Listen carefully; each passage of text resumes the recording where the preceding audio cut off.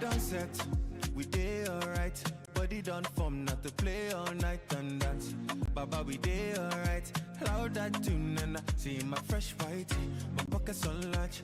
Every man post for the corner all light. One man thing, now somebody fight. Real man thing, pande. Shana me they find you. Why I gotta try when you know give body? Say make I mind you. Girl, I don't try, but you know send nobody. Why I they find you? Why I gotta try find you? Now here I day. Oh baby, now for yeah I day. So make we dance, make we dance. I'ma get make me dance. All of them arms no get chance. So baby, them no get chance. I know they like you. Ain't no other shawty like you. So make we dance, your romance. So I'ma get make me dance, make we dance. Baby girl, make we dance. All my days in life no balance. All of them man no balance. I'ma get make we dance. Baby girl, make we dance. Oh, all my days life no balance. All of them man no balance. Oh, hey. Shana me they find you. Why I gotta try when you know give body? Say make I mind you. Girl, I don't try, but you know send nobody. Why I they find you? Why I gotta try find you? Now here I day. Oh baby, now for yeah I day. So make we dance, make we dance. I'ma get make me dance. All of them arms no get chance. So baby, them no get chance. I know they like you. Ain't no other shawty like you. So make we dance, your romance. So I'ma get make me dance. Shana me they find you. I'ma get make me dance. Say make I mind you. I'ma get make me dance. Why I they find you? I'ma get make me dance. Oh baby, dance. I'ma get make me dance. So make we dance, make we dance. So I'ma get make me dance. All of them mans no get chance. So baby, them no get chance. Hey, I know they like you. Ain't no other shawty like you. So make we dance, your romance. So I'ma get make me dance.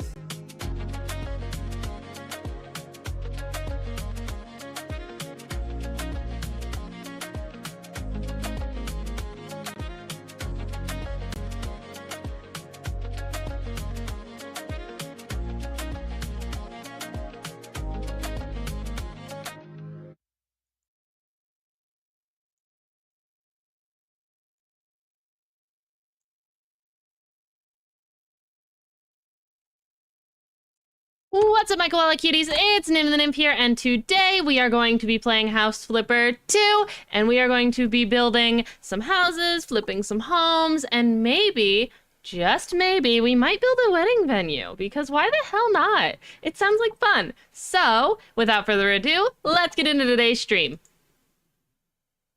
Continue game.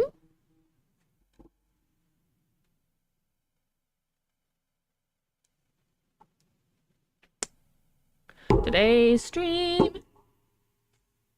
Oh shoot, did I not fix that shit? Shit. Hang on. There we go. Much better.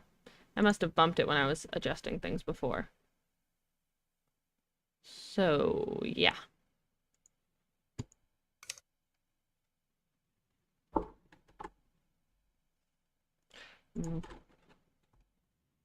Right. I forgot that we haven't played in this world for a while, actually. I don't think this is the right one. Hang on. I might be nuts. This might be the right one. Wait. I think this is the one. Is this? I don't think this is the one. Did I accidentally delete the previous one? I accidentally deleted the previous one. I guess we're restarting. Yeah.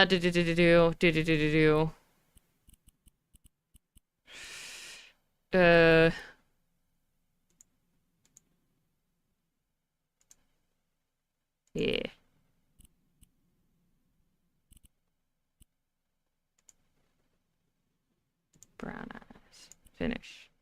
We're going here. Cool. New game. Here we go, chat. Sorry, I'm not smart. I was dumb and accidentally deleted my old save. Like a big brain. Cause I'm definitely one of those.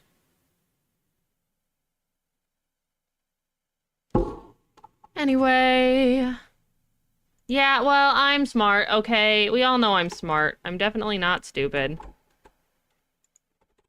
Yeah.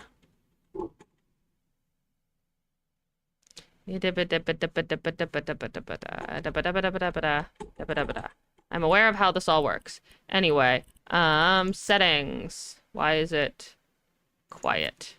Sound. The sound effects should be at like 50%. Okay.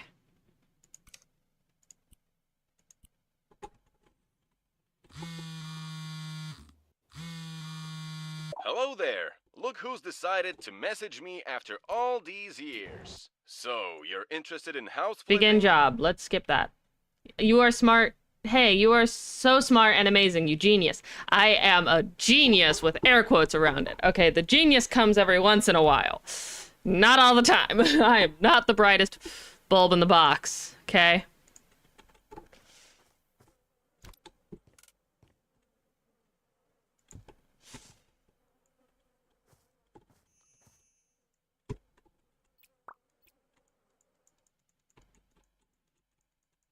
Let's just do the bare minimum and get the money and get out.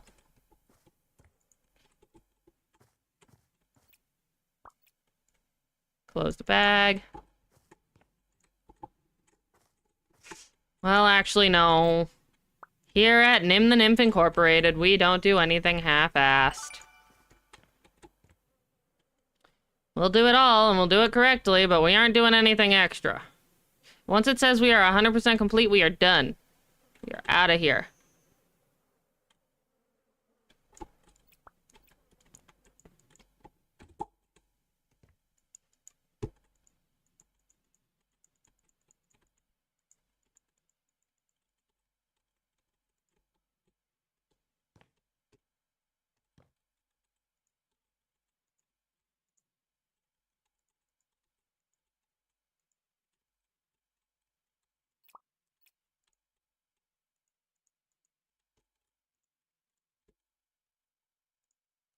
Sell all of the fishy things. Because this person doesn't like fishy things.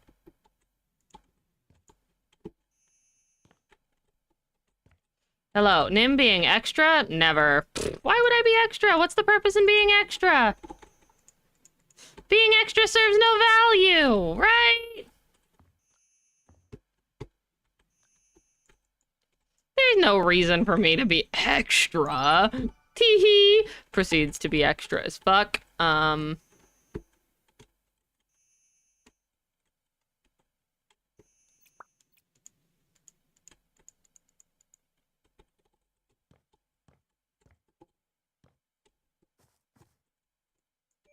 Bare essentials, army caught a hot plate and a chamber pot, and every morning I would boil it. No choice, I had no toilet. Just a view of devastation at one window, isolation in my bedroom, and very little headroom. 20 years I sat and waited. I'm very dedicated. On the walls the days were added. Luckily those walls were padded. So I think I got you beat. I think I got you beat. Yeah. I think I got you beat. I think I got you beat. Oh, that whole bathroom has to go. There's water in there. You know what fish do in that. Yeah.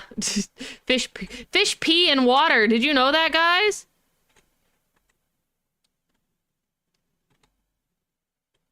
No, they pee and poop in water, random. They pee and poop in water. But here's the funny thing, guys. So do humans.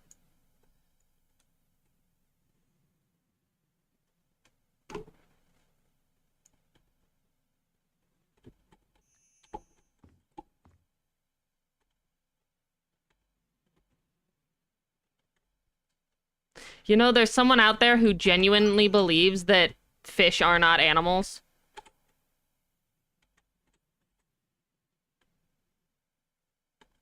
And that humans are also not animals.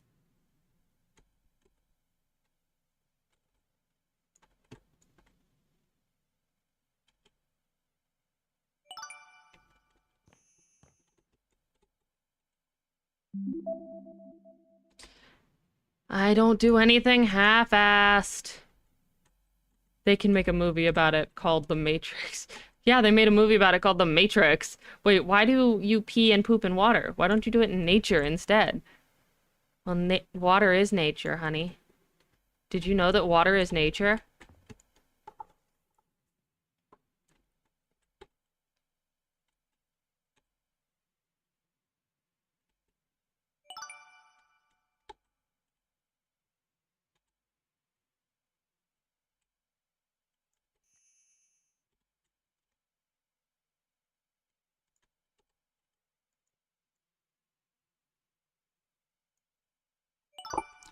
While a bear shits in the woods, I have been informed that I am anything. That if I'm anything, I'm a fat otter.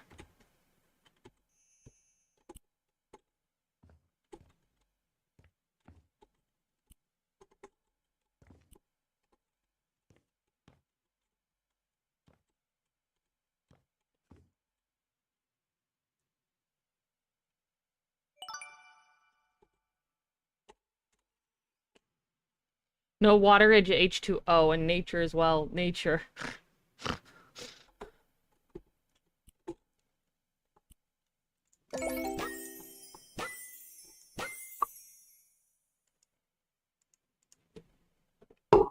Water is in nature. I use the bathroom like a normal human. Thank you very much, Jackal. No. You shit in water. You piss in water. And you piss water. Did you know that you piss out water, guys?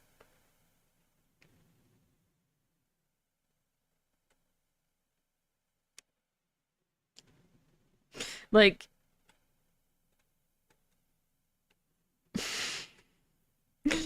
like, you piss in water. You piss out water and you piss in water. Isn't that weird? Isn't that crazy? That seems so crazy.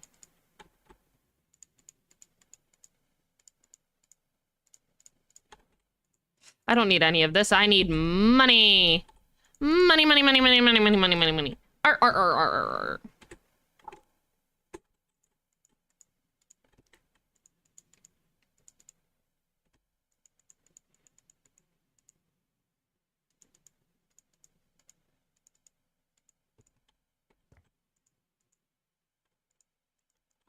Oh well.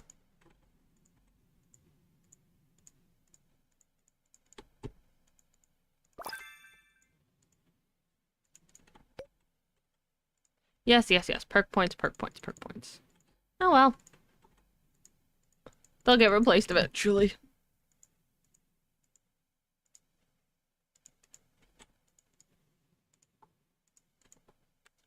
I'll see myself. Wait, what?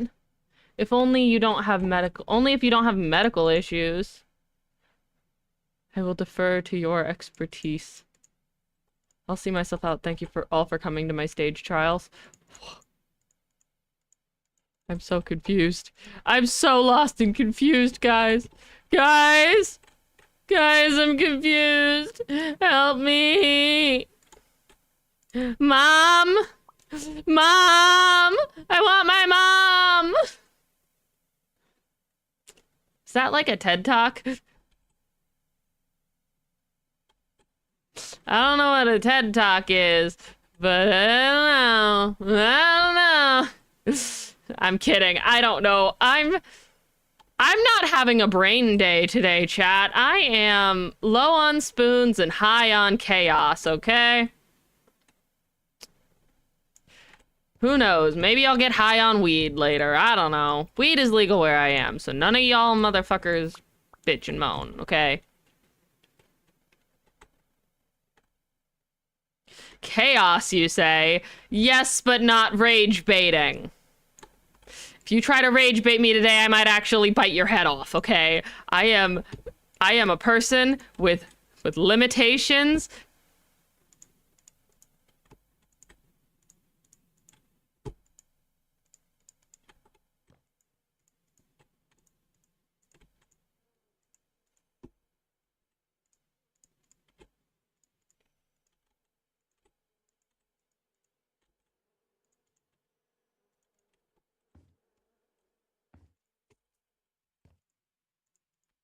I don't need any of this.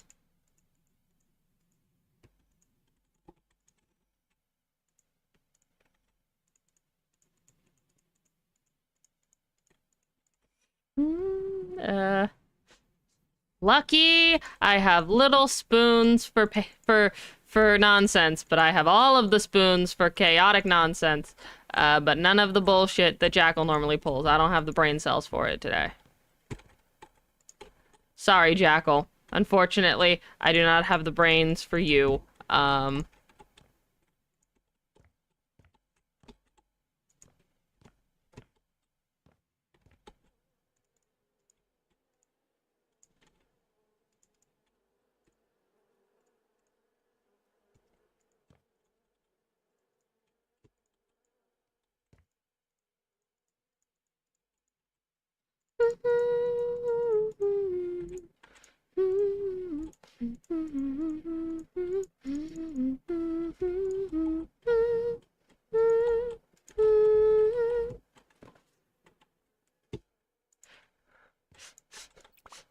I don't have the spoons for your particular breed of nonsense.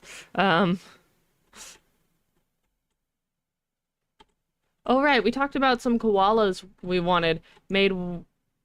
Which one was that? I think last stream or the one before? I don't know.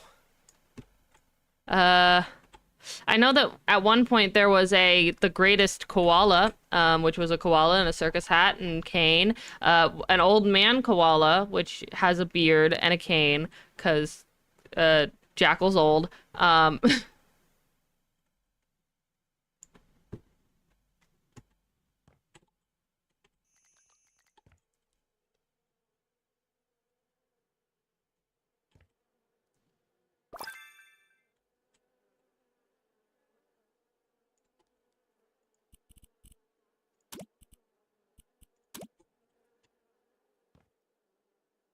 And if a Mario... Oh, wait. And if a Mario does a jumping punch that spikes opponents off stage, that's F air for the Smash Bro players. I'm just gonna clean, man.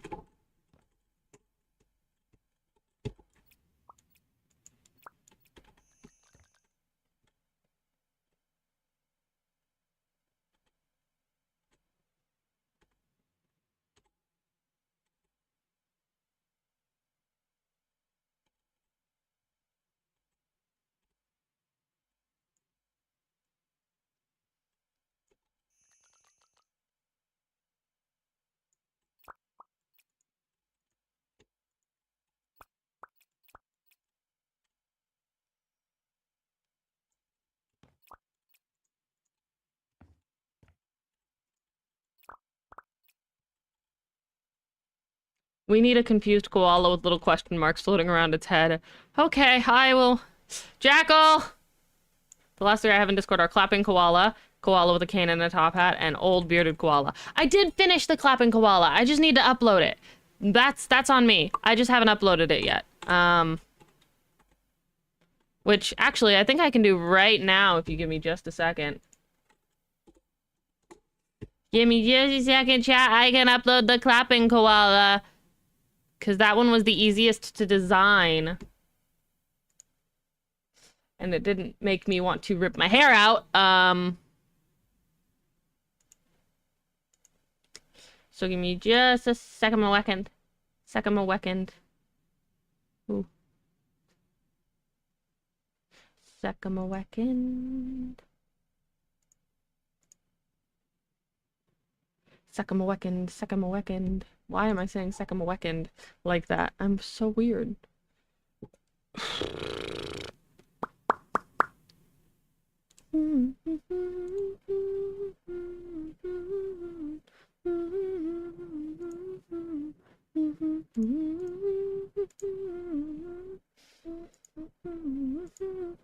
Koala chibi with a headset held on one ear to belt out tunes, which I actually I chose to make this one because I think that was supposed to be like, yeah, I chose to make that. So the koala chibi with the headset, that's this one because the headphones were either. Oh, peace sign koala we have a peace sign koala. We don't have a sneezing koala. We do have a I made a dancing koala, but I don't like it, so I'm gonna make it again. So yeah, but I can real quick upload the clapping koala emote.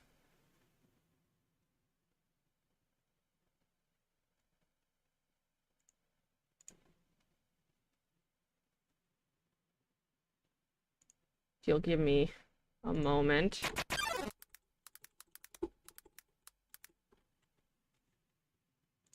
Because unfortunately things are being weird.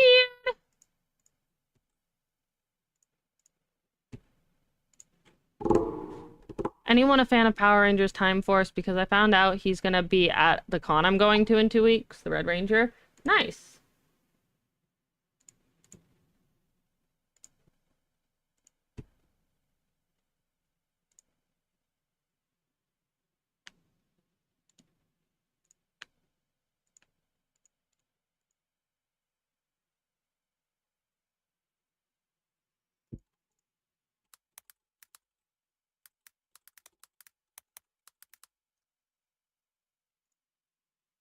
And we now have a clapping koala.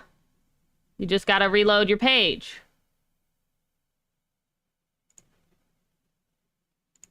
So if you reload your page, you should have the clapping koala.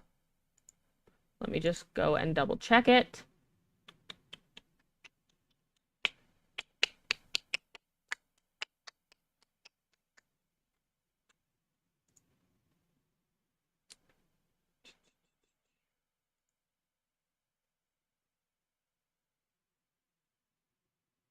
Yep, it's right here. Because there's the clapping koala that I just added. There you go. Clap, clap, clap. The peace sign koala is animated, so it should be in there. It's just like a head with like a little floating hand next to it. Yeah, that's the peace sign koala. What are the other ones? I'm working on dancing koala. Koala struggling to balance a stack of books, and you know, old koala and stuff. Yes, I was like, we have that. It's just animated. So. Do.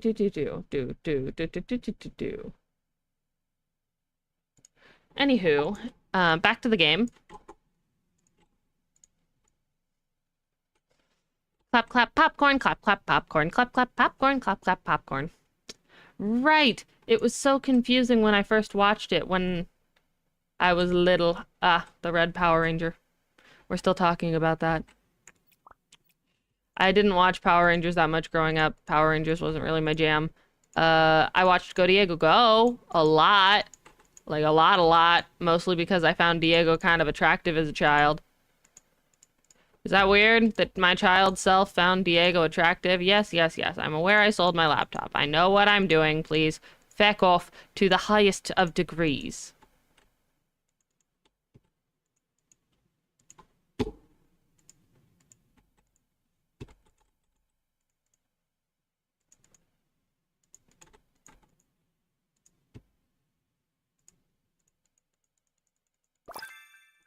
Yay, another Flipper Tool perk point for selling away my entire house and livelihood. All of it.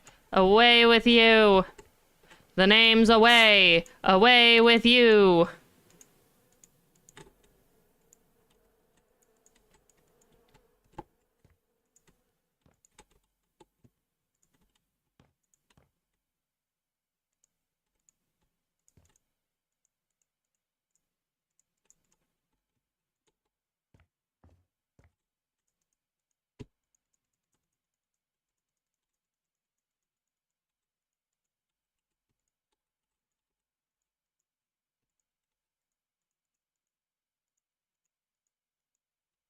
Yeah, yeah, yeah.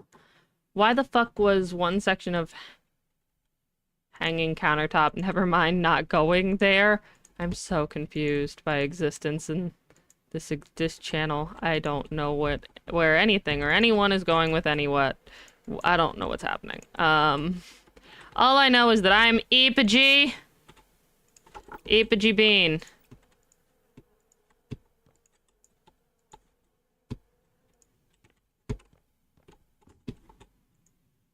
This game really lets you live out the modern fantasy of removing all toilets from a house and facing no immediate consequences, right?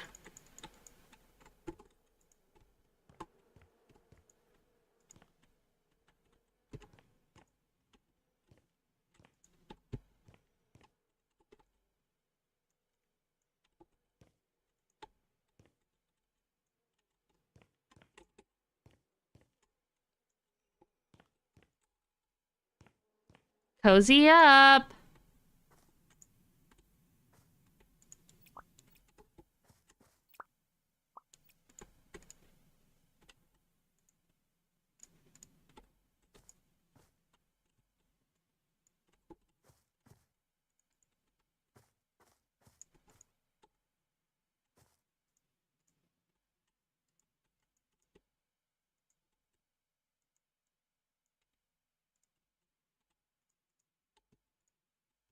Okay, top this. I missed my prom. My dad and mom sent me away. It was my birthday. I was sent away on Christmas Eve. Oh, ha ha. Which is worse to you guys, chat? Being sent away on your birthday or Christmas Eve? Like, you're either way, you're like in the situation, either way, you're 7 years old and like you're fresh to life, but your parents are sending you away anyway. Which is worse? Christmas Eve or your birthday? Because I have my beliefs.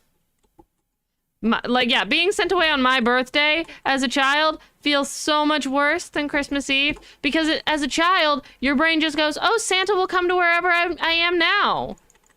Santa knows where I'm going. Santa will know. Santa will find me. And then that doesn't happen and that breaks your heart. But you eventually that eventually happens anyway when you're a child.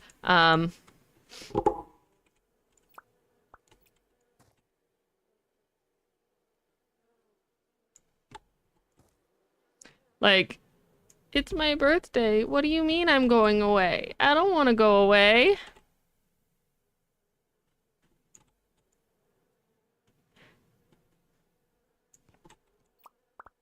Like, I feel like to an adult being sent away on Christmas Eve feels worse because as a child, your birthday is a bigger deal. As an adult, you just kind of stop caring about your birthday. It's just another day. You're getting older. Oh no. That's what your birthday starts to feel like after a while.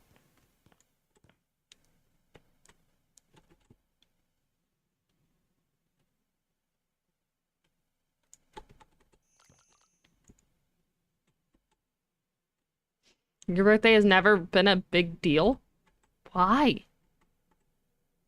What do you mean? Birthdays are so important for children. They're milestones. I mean, once you turn into an adult and you've stopped hitting milestones and now you're just old, it stops being as big of a milestone. But, oh, that's why. You're a middle child. Birthdays for middle children. Oh, no.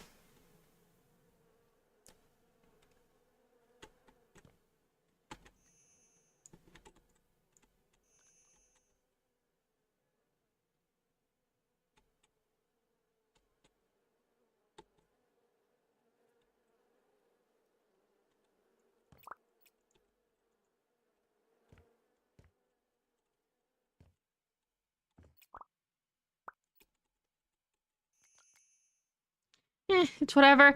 No, that's depressing. Or if things get spicy, you come to resent your birthday and it's the opposite of the intended effect. Yeah.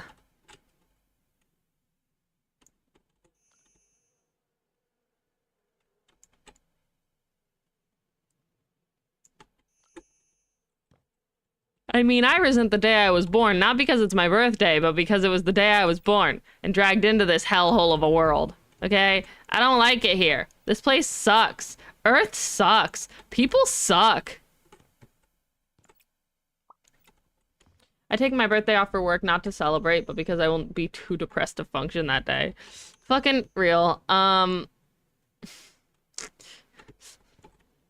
I'm terrified, guys. I'm terrified of the holidays coming up because three big holidays in a row coming up. My birthday, then Thanksgiving, then like three big things coming up. My birthday, then Thanksgiving, then Christmas.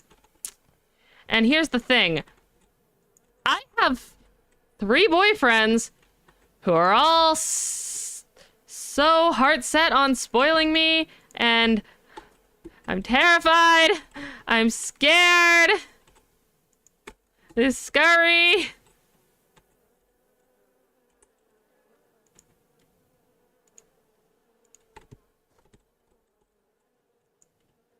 Eucalyptus. Eucalyptus. Eucalyptus. Eucalyptus. Eucalyptus. I love eucalyptus. I love eucalyptus.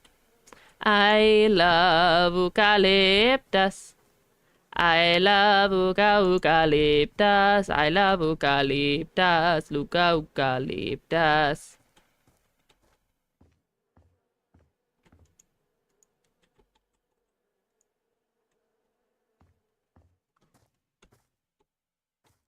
Just go super antisocial and refuse to celebrate all of those things. I'm not gonna have a choice. That's the problem. Is that I'm not going to have a choice.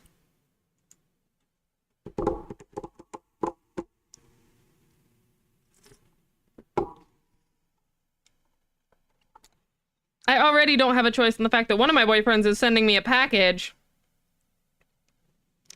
And I have no idea what it's going to be.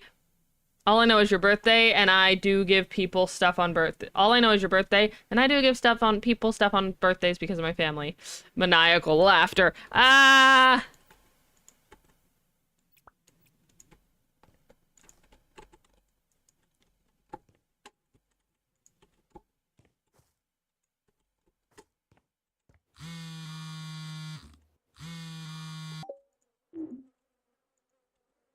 Hi, it's June. Tom told me you are my unpacking person. I'm calling to apologize for the state of the house. I didn't expect him to act so fast, and I left quite a mess on my way out. Or maybe...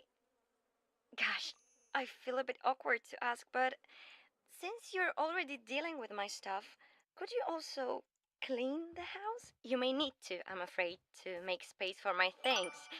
Can't believe living out of boxes finally ends today. Thank you so much for your help. Bye!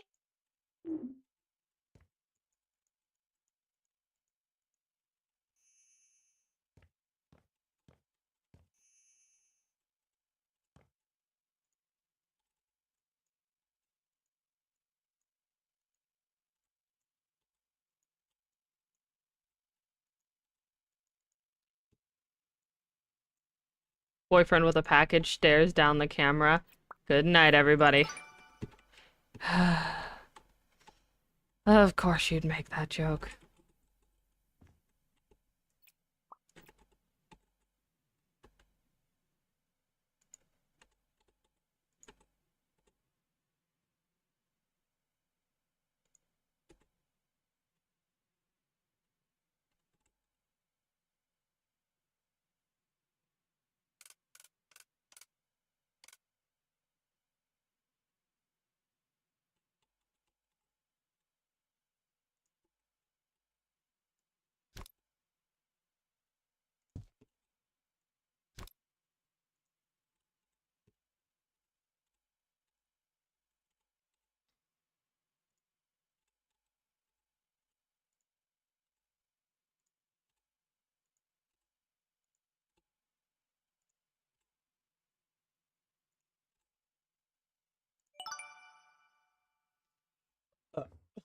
I've already begun working on your birthday present. I'm scared.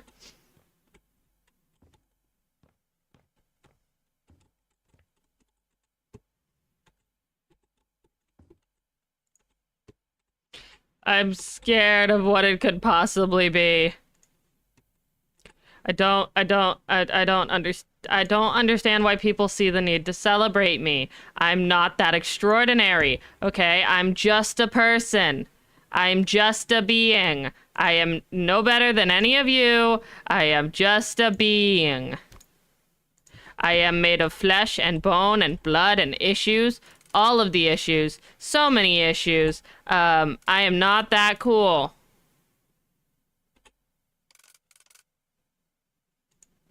Lies, lies, and slander. No, it's true. I'm not that cool. I'm just a person. I am just a human. I am just a human being, okay? I am nothing more than a human being. Ooh, do any of you share a birthday with a national tragedy? Rosa Parks died the day I turned 2. Does that count?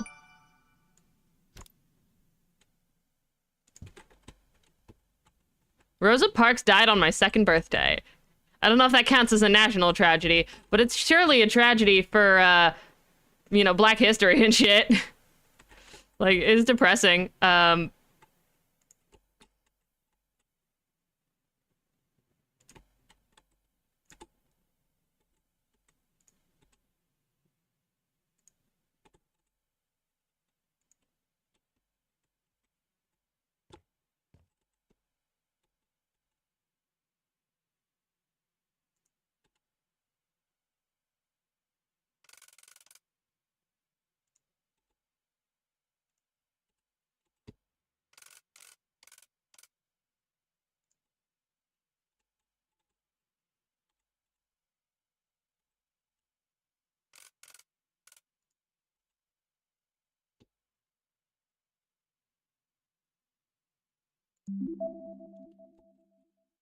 Nah, unless something happened on August 31st. I believe August 31st is American National Denim Day. Which isn't it's not because of a national tragedy, but it is. That's a national discovery. That is a national treasure. That's different. That's not a tragedy.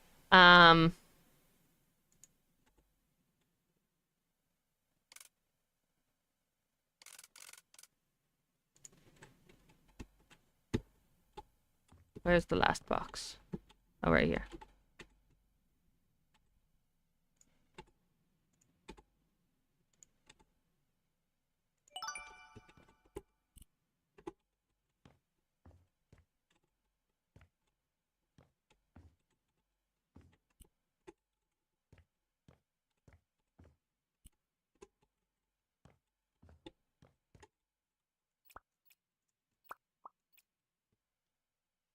First known victim of Jack the Ripper discovered in Whitechapel. Damn, that's a pretty good one.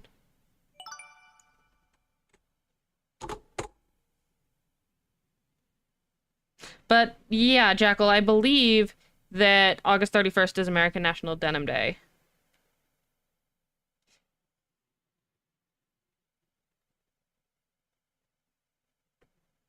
No, that's the 28th. Oh, and the Armenian genocide. Hmm.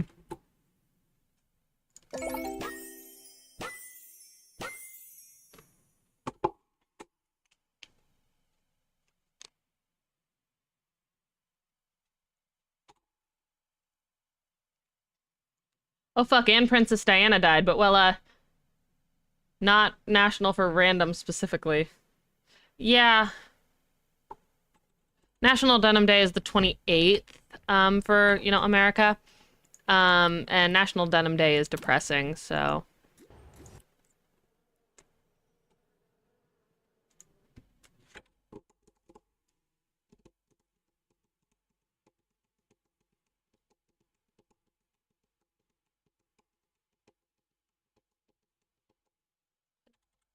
There we go.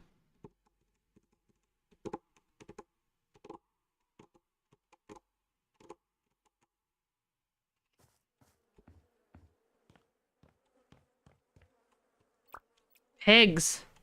How can You live like this. It reminds me of my ex-roommates. God, it's gross. Gross, gross, gross, gross, gross, gross. How can you live in such a state? It's disgusting.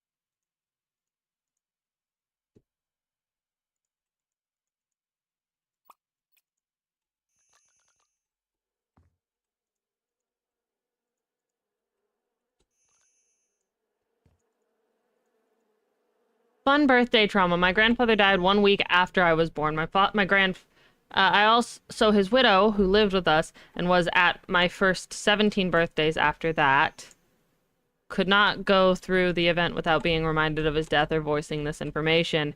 Ew, gross.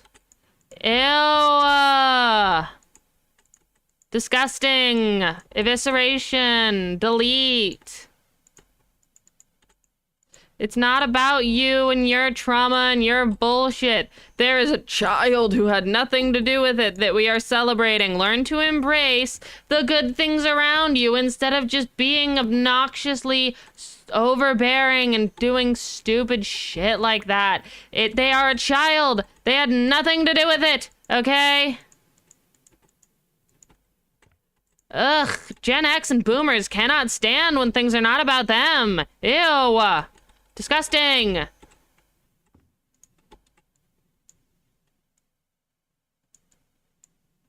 Happy birthday, Graham. Graham brought you trauma again. Go play with your trains. Yeah, like, Jesus Christ. My twin niece and nephews were born on my birthday. Something less depressing. Yeah, a little less depressing there.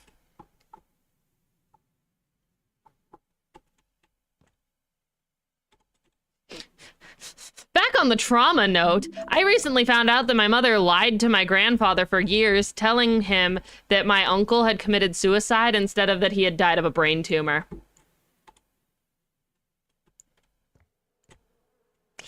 So I have more reason to believe that my mother is a compulsive liar, because she was lying to one of us, and I'm pretty sure it was him, considering I watched him have a seizure from a brain tumor.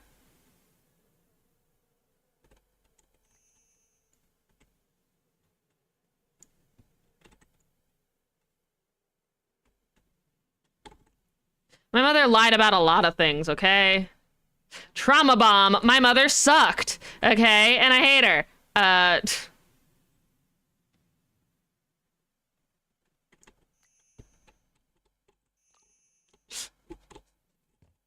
Tee-hee, have you ever had your mother attempt to punch you in the face? I'm kidding. I'm not about that, but, like, in general.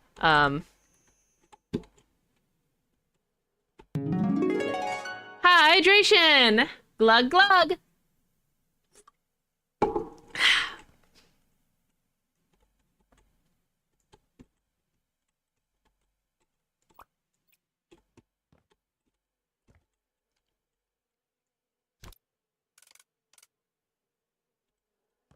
In this case, this is specifically for me.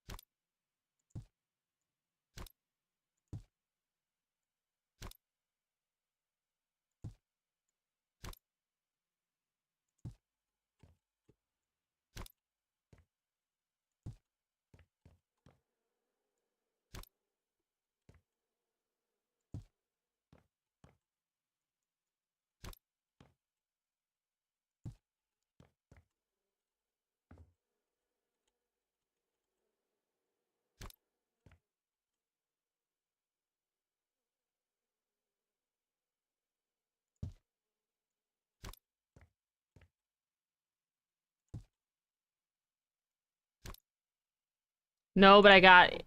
Family lies are always wild, because apparently we're family is all you need for a conspiracy against someone knowing the truth.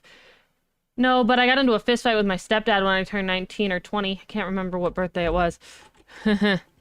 Yeah, no, my mother tried to punch me in the face while I was having an autistic meltdown at 13. Simply because I was telling her that if she didn't back up, I was going to hurt her, because I didn't want to hurt her, because at that point I still believed that my mother could love me.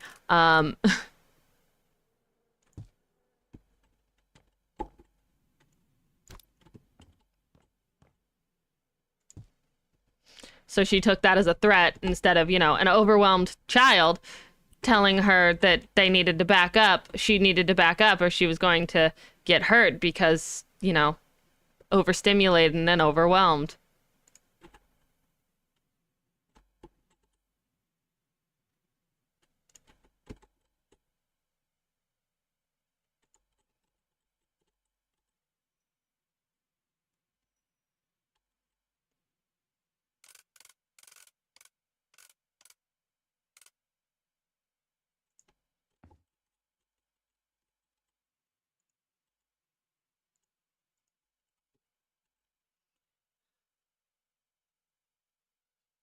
Hello, everyone, and welcome to Group Therapy with Nim. It's more like Nim trauma dumping at everybody. Hello,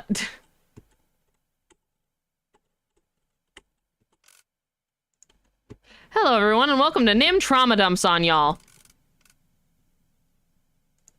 Hits you with, as one of my lovely friends calls it, an emotional nuke.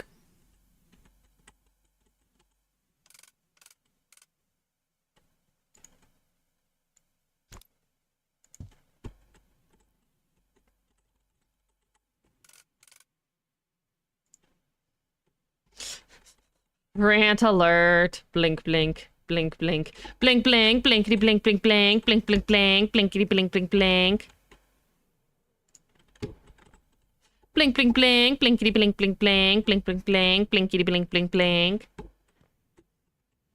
Cuddle pile.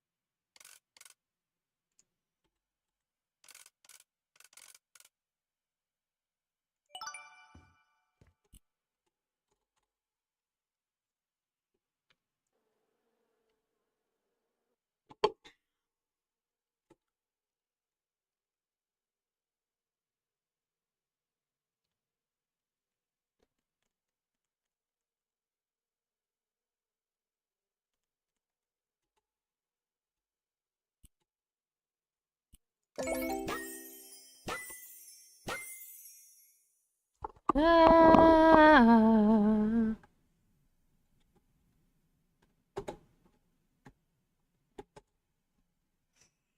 This weekend, I'm going to torture my D&D players, mostly because I'm having a very stressful week and I need something to take my anger out on.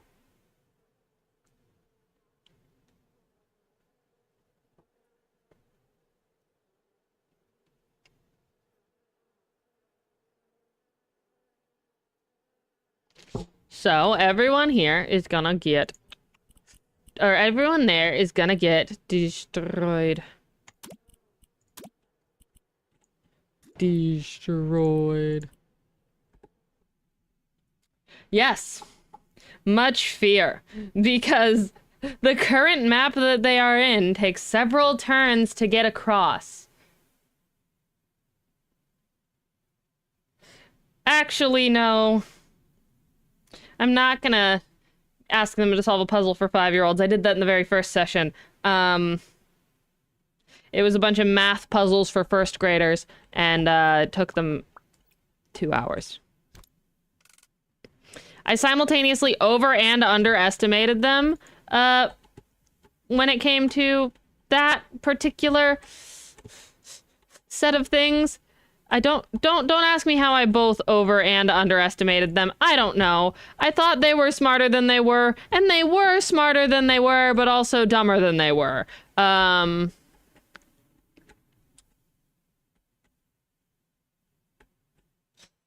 Because it was a keypad puzzle and there were 4 numbers that they needed to figure out and 4 letters. Like, there were 4 notes hidden around the dungeon that they were in that were going to give them the answers to the numbers, but not the order. They were going to give them the numbers they needed, but not the order they needed them in.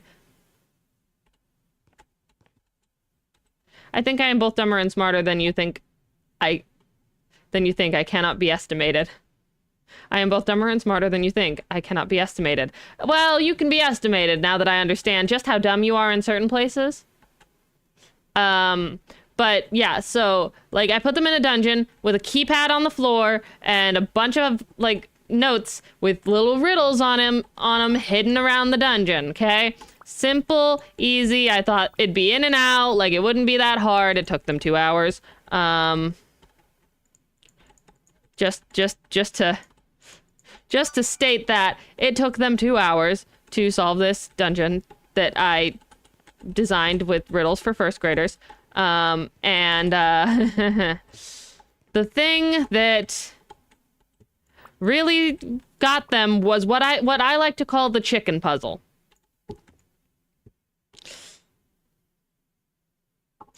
The chicken puzzle, and feel free to clip this so you can hear this as many times as you need, goes as follows.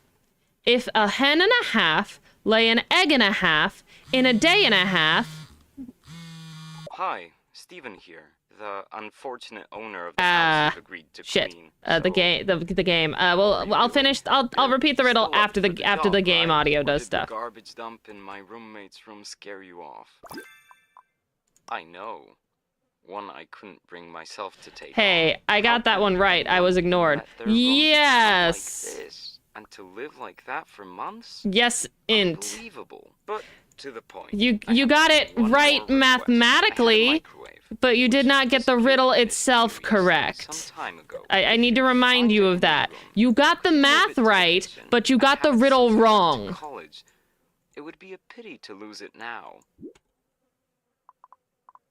Thank you so much. I like that model quite a bit. The new ones look weirdly complicated. That's it, I guess. Good luck with the cleaning. I think I'm gonna hang up now. Bye. Yeah, no, you got the right math, just not the right answer. Because had I let you go off of that, your answer, you would have had the wrong number entirely. And it would have been a whole different ball game. And who knows, you may have figured out what happens after the trapdoor, after the, pit that you were in sinks down to the floor. And, after you die or some shit. Who knows? You would have figured some shit out. But at least this D&D group actually follows rule number 1 of the campaign, which is and always has been avoid combat at any cost. They actually, there is some combat that is unavoidable, and I made that clear to them. And those combats are also difficult. They're not easy. I'm not handing anything to my players. At all. I'm not handing them anything. They have yet to level up, despite having gone through 3 combats now. And there's reasons why they haven't leveled up yet.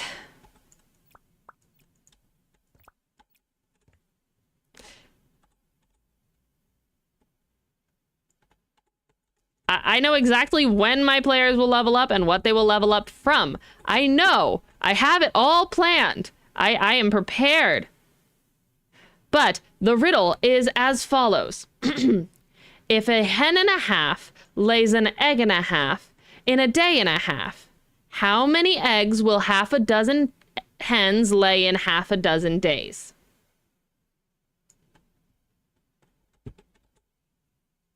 If a hen and a half lays an egg and a half in a day and a half, how many eggs will half a dozen hens lay in half a dozen days?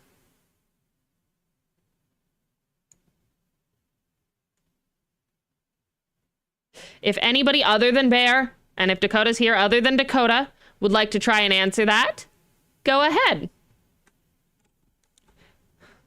I will repeat it one more time for sanity's sake because it is a complex riddle with a complex amount of words in it. If a hen and a half lays an egg and a half in a day and a half, how many eggs will half a dozen hens lay in half a dozen days?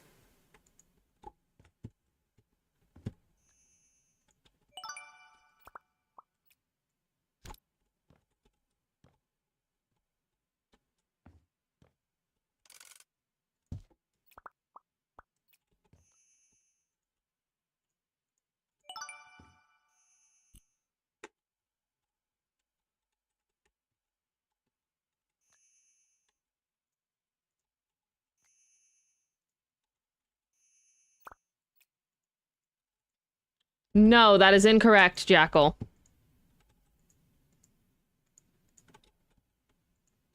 It is not 36.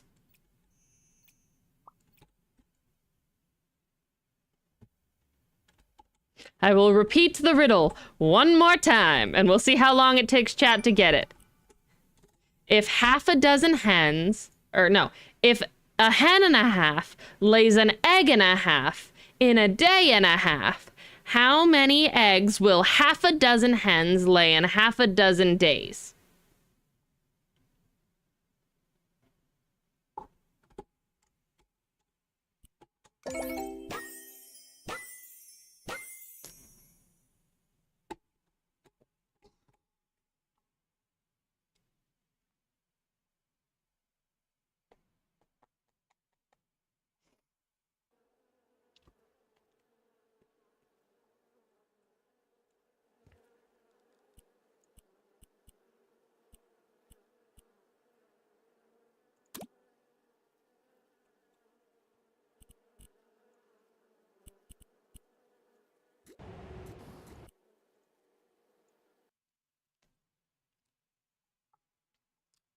Uno mas.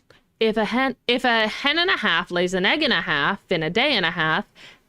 Nah, I'm big dumb then because I'm still getting 36 from 6 eggs a day for 6 days.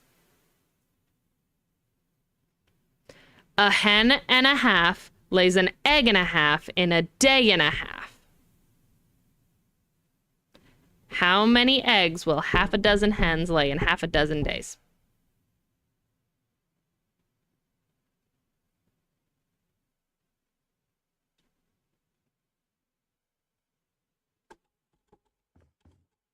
I wrote it down, so I will double check my answer, but...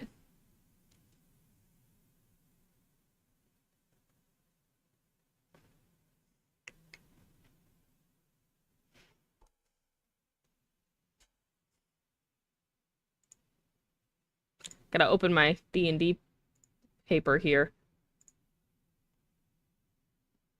If a hen and a half lays an egg and a half in a day and a half, how many eggs will half a dozen hens lay in half a dozen days?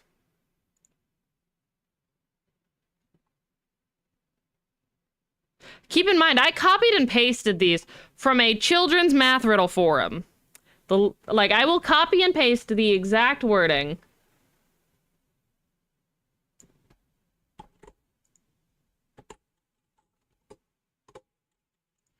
Into chat there so that everybody can see it.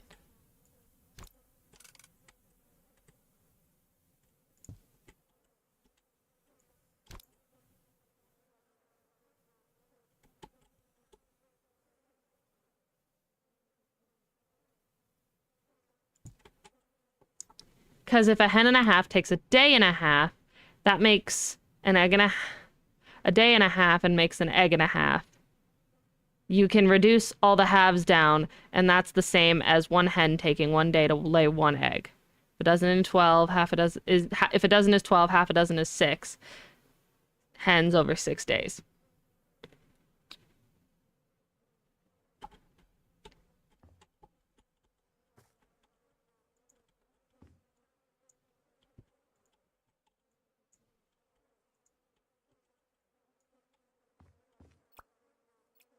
I'm missing something here because I'm just getting 6 eggs produced per hen. over 6 days, so 36. A hen and a half in a day and a half. Or 3 hens over 3 days producing 3 eggs.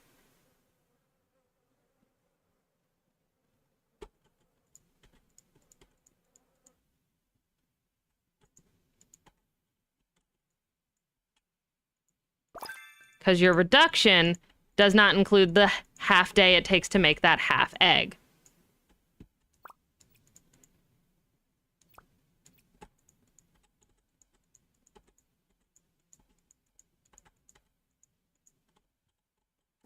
Three hens, 3 eggs, 3 days.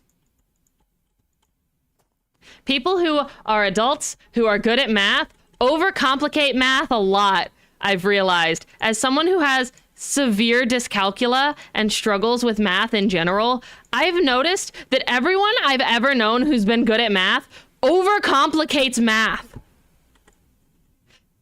Like, if you guys want to watch me do math, I will do math for you out loud.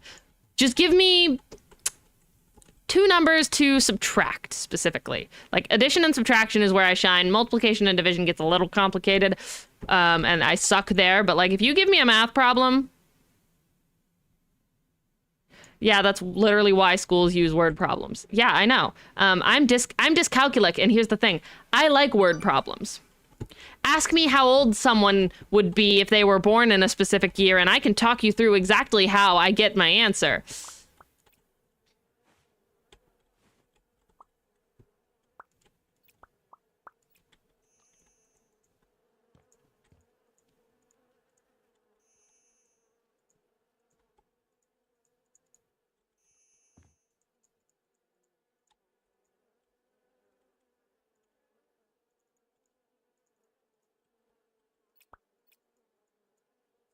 Like, tell me this person was born this year and it is currently this year. How old are they? Like, I will talk you through it. People overcomplicate simple ass math, okay? If a hen and a half lays an egg and a half in a day and a half, how many eggs will half a dozen hens lay in half a dozen days? 24, aka 2 dozen. But had I left them with just 24, which was the answer that Bear had gotten, they would have probably went with 6 instead of 2, and that would have been a whole different problem. Because I gave them the letter E, which if you flip it around, you know, real simple like, it becomes 3. It looks like a 3. Which was exactly the number they were supposed to get.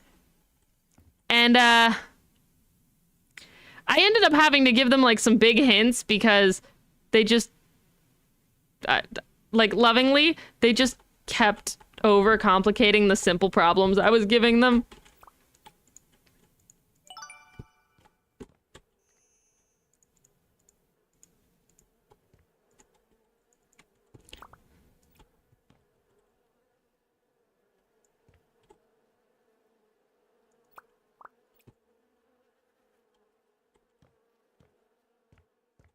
Now, I'm no good at, like, the train puzzles. Like, a train is traveling 35 miles per hour, heading south towards St. Louis, and it has to travel 7 million miles. How long will it take until it gets there? I don't fucking know. Don't ask me. I'm bad at time. Time is so fucking obnoxious and stupid.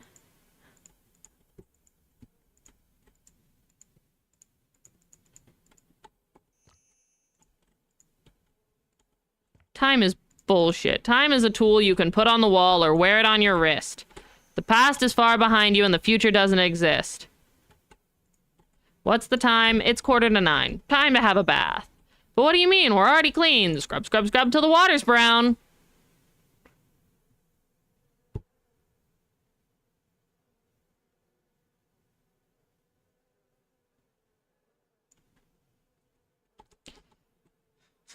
My dyscalculic ass can't handle a regular math problem. Give me an equation and I'll look at you and go,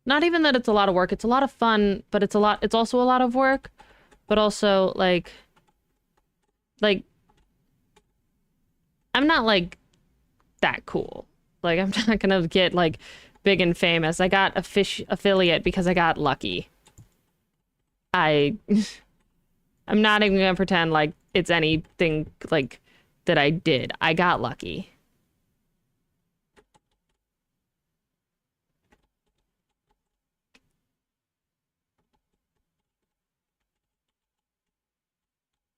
I met the right people at the right time and got lucky enough that I was able to do this for a little while. It's been a year.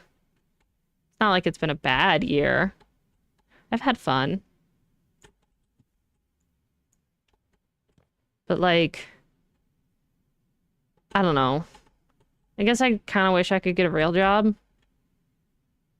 and make, like, actual money. Instead, I feel like I'm just kind of sitting on my ass and asking strangers to pay for my existence.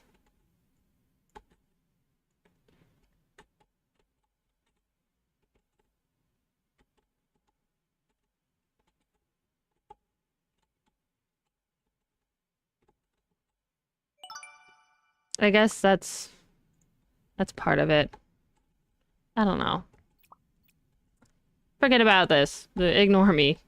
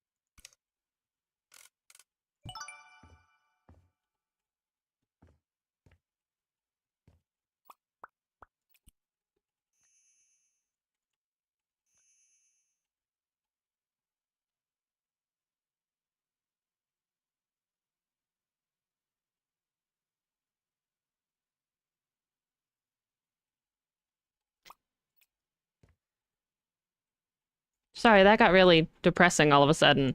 Um, Funny things. Funny haha. I'm not a person, I'm a cog in the machine of entertainment.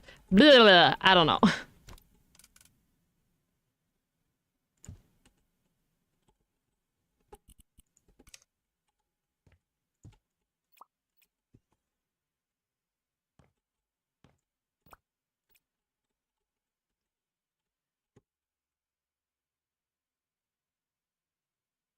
Like, I wonder if any of, like, the big guys that, you know, are making movies now felt like this when they first started.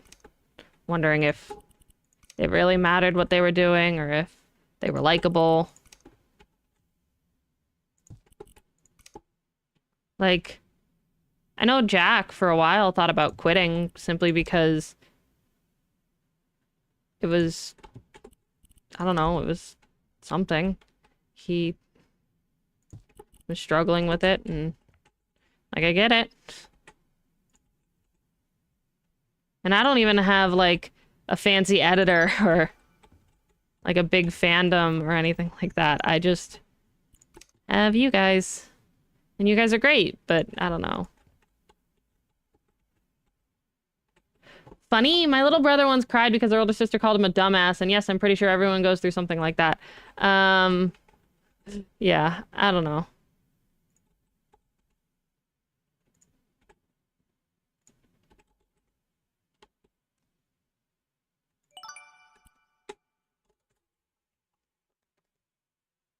It's...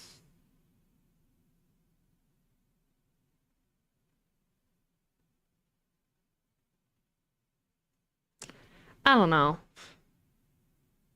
And, like, there's a lot of behind-the-scenes stuff that you guys don't really get to see that it's complicated. It's not exactly just like peaches and rainbows. You press a button and it works.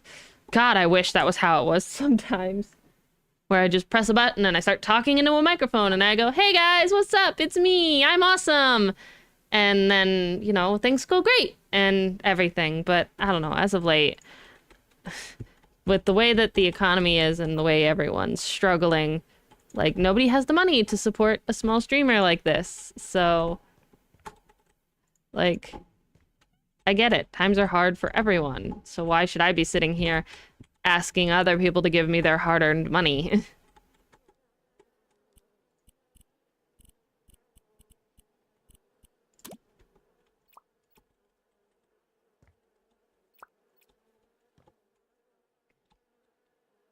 Like, what am I doing to deserve that?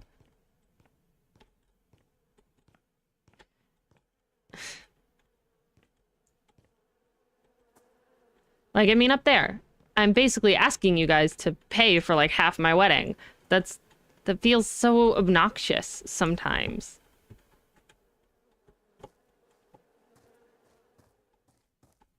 Like, I feel obnoxious. But, like, if I don't ask for, like, that support, I can't really keep doing this, I guess. Which makes that... It's this vicious loop of... If I don't ask, I can't keep doing this. And if I can't keep doing this, then I'm not asking. But if I... And if I want to keep doing this, I have to ask. Providing a service, entertainment. Yeah, but am I really that entertaining? Half the time I just sit here and make noise. Okay, the depression is bad today, guys. What is self-worth? Not something I have.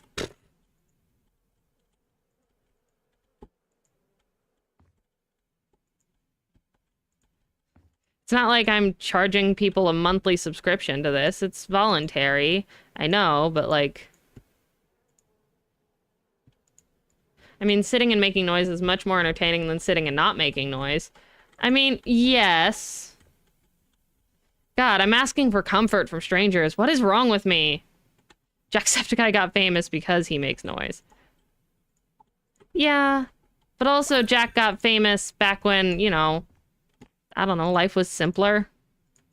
Less complicated, less moving, less everything.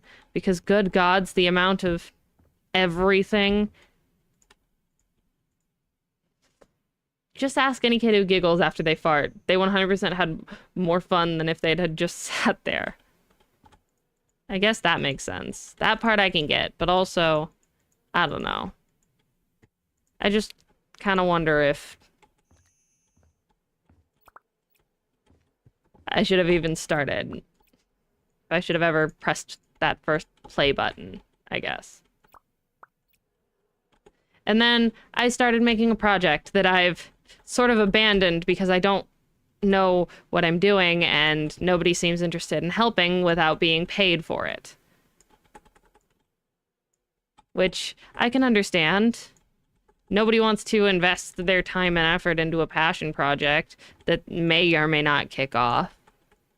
Especially not when it's just kind of loosey-goosey, not very professional. But, I don't know. I met the right people because of a passion project. And then I basically leached their fans and... I don't know. I get an average of 3 viewers a stream. My stream's not really growing as much as it's static, but I also don't stream as often as some of the bigger creators. I also don't have, like, a set schedule so people can, like, come back around the same time or whatever. I mean, having a set schedule is really hard for me, especially in my condition. Can't tell you the amount of times I've had to cancel, like, actual appointments and things, let alone just decide not to stream.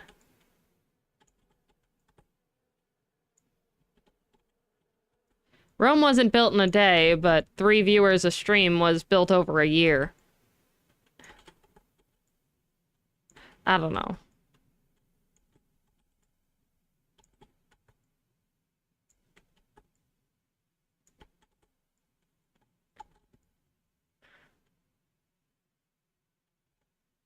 I don't know how to promote my stuff, and I don't really have, like, the ability to hire someone, or I don't have anyone who can, like, help me learn how to promote my shit.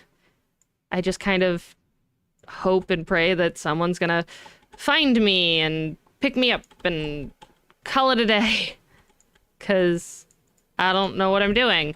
And in this world, not knowing what you're doing is kind of just as bad as not doing anything.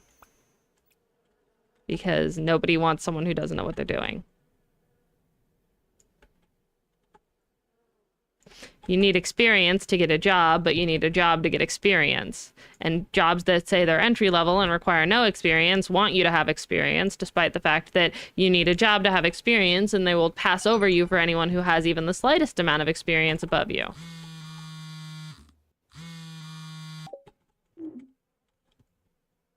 Hi, Love here, the future owner of the best dance club in Pinnacove. So you're so busy with the cleaning you can't even answer the phone? Nope, Don't I'm too worry. busy. I gotcha. I've seen the house, and I gotta tell you, I'm so glad I don't have to deal with it myself. But that's not why I'm calling you. My roommate Kate, you know, the one who took care of all the delicate stuff, asked me to ask you not to touch stuff in her room. It's not like we don't trust you or something. It's just that By that Kate logic, is like isn't a this the getting person, experience and she part? loves to have everything in her own way. But I mean, I if you guess. felt like cleaning up I my guess this room, would count be my as guest. It will be getting nice to have it experience. organized for a change. Maybe I'll even manage to keep it that way for a few days. So, our rooms are upstairs. The left one is mine, and the right one is Kate's. The bathroom in the middle needs some love too, by the way. It was hit hard by the party spirit.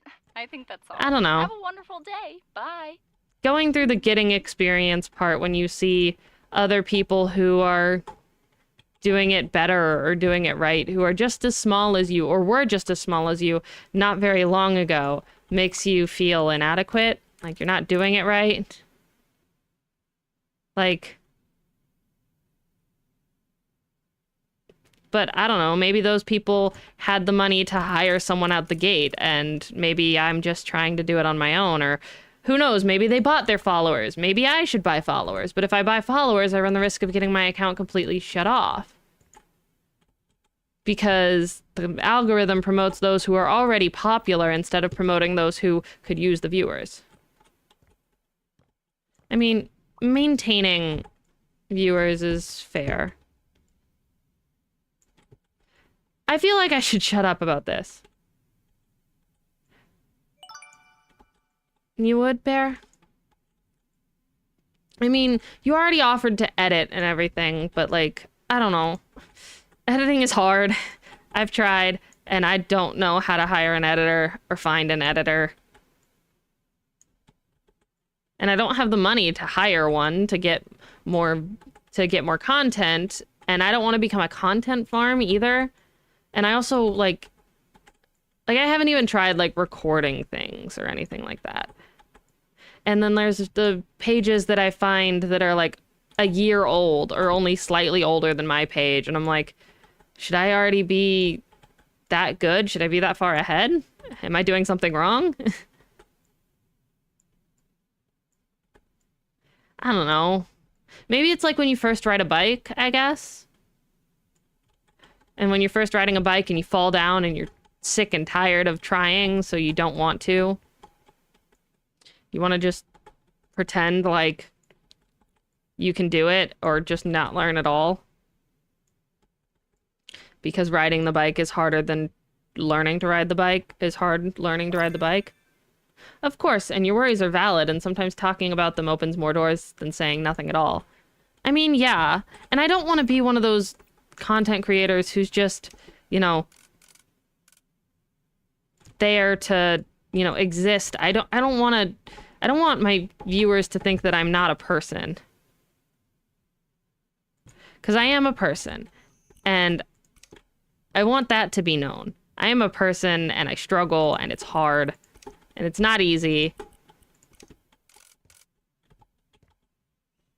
And and I'm kind of tired of the people who look at me and see what I do or see and hear what I do for work, and their immediate response is, "Oh, so you just play video games?" I'm like, "No, there's a lot more to it." The programs, the streaming, making sure everything's running right, trying to make sure that your Wi-Fi can handle it, trying to make sure that your mental state can handle it. There's a lot going into this. At all times, like, it's never just static, I press play, I punch in a title, I press stream, I punch in a title, and I play a video game. Like, and that's what it seems like people think it is, but there's so much going on in the background that you guys don't see, and maybe one day I'll show you, but like, I have to make sure that my microphone is set up properly so that you guys can hear me, and I have to make sure that it's also set up so that it's not also being overcrowded and overrun by the background noise, like the air conditioner. And I have to make sure that my Wi-Fi isn't being overloaded by like other devices, and I have to check and see if my devices are even going to like be able to handle what I'm trying to stream. I have to watch my kilobytes per second. I have to watch my ping. I have to watch my dropped frames. I have to watch chat. I have to talk to chat. I have to try and think of ways to be funny on the fly. And the NIM show is a production, and much like its host, director, talent, editor, everything has its value. Yeah. And it's hard. There's a lot going on, like reading chat and trying to also stay focused on the game that you're playing without dying, and also make sure that all of the technical stuff is working up and all of your equipment is up to the load, and that it's not going to just crash and burn. And you know, there are days where I'll be like midstream and something will go wrong and I'll just give up because the thing is, like, you guys will just see that it goes wrong on stream maybe once, maybe twice. But what you don't see is that I've been trying to stop that for at least an hour beforehand most of the time. So when I'm there and I'm just like, no, I can't do it anymore, I quit. I stop the stream and I call it a day, because it's a lot of extra things that go into it that don't get seen,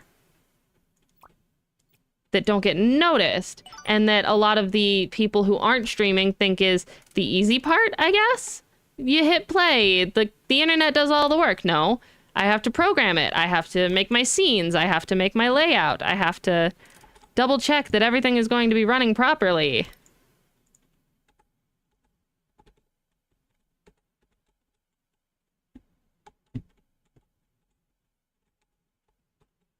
It's a lot of work. It's hard. It's heavy.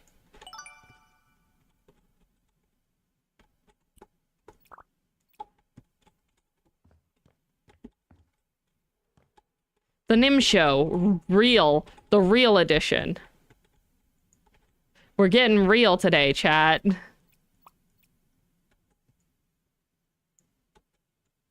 And yeah, I can help, like, you, Bear, with, like, creating an Instagram or something.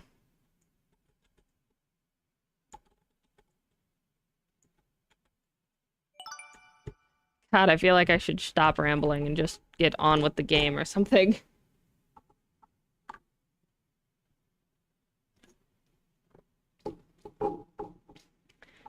It's like with any performance. Sometimes it looks easy, but that's mostly due to the skills of the performer. I guess so.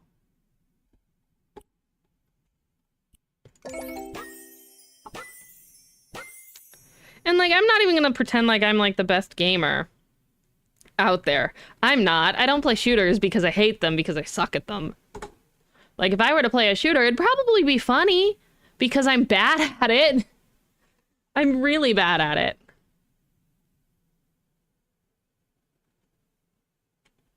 Like, the only shooter I've ever played that I've ever been good at is Tomb Raider, and even then, I'm still kind of mid.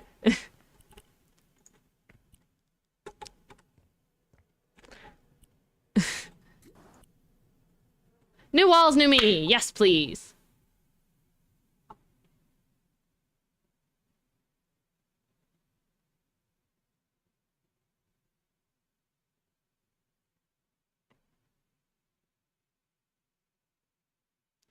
I have a feeling I'm gonna get a lot of messages asking if I'm okay after today's stream.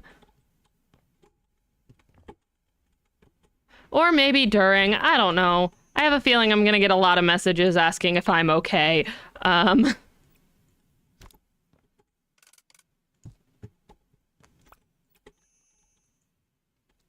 think you go wacky with old school rail I think you'd go wacky with old school rail shooters.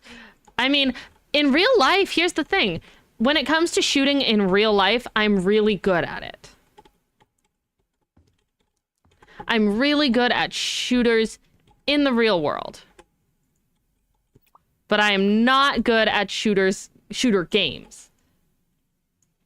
So, like, take me to the carnival and give me one of those, like, cork guns. I'll knock shit down. I'll do great. I do great. It's wonderful. It's fun. I have a lot of fun doing it. But the problem is, with shooters, I can't actually see where I'm aiming, and the aimbot actually often throws off what I'm trying to shoot at. As well as the fact that the physics aren't the same. The physics of the gun in game aren't the same as the physics of the gun in real life. And that bothers me because I'm trying to shoot based off of the physics of guns in real life and how they actually work and all of that. And so, excuse me, when I'm trying to, shoot based off of the physics of the real gun, it bothers me that the gun doesn't work the way it should. The gun's not supposed to shoot that way. It's supposed to shoot this way. What do you mean? What do you mean there's no wind resistance? There's no drop. There's nothing. What do you mean? It's supposed to have those things. It doesn't work. It's not doing it's not physicsing. It's supposed to physics. That's why I think the rail shooters would be your thing. Everything boils down to your aim as opposed to whatever movement / cover gimmick the game has. Yeah, yeah, probably. But then that comes down to another thing is, as a content creator, I have to think of what's popular right now.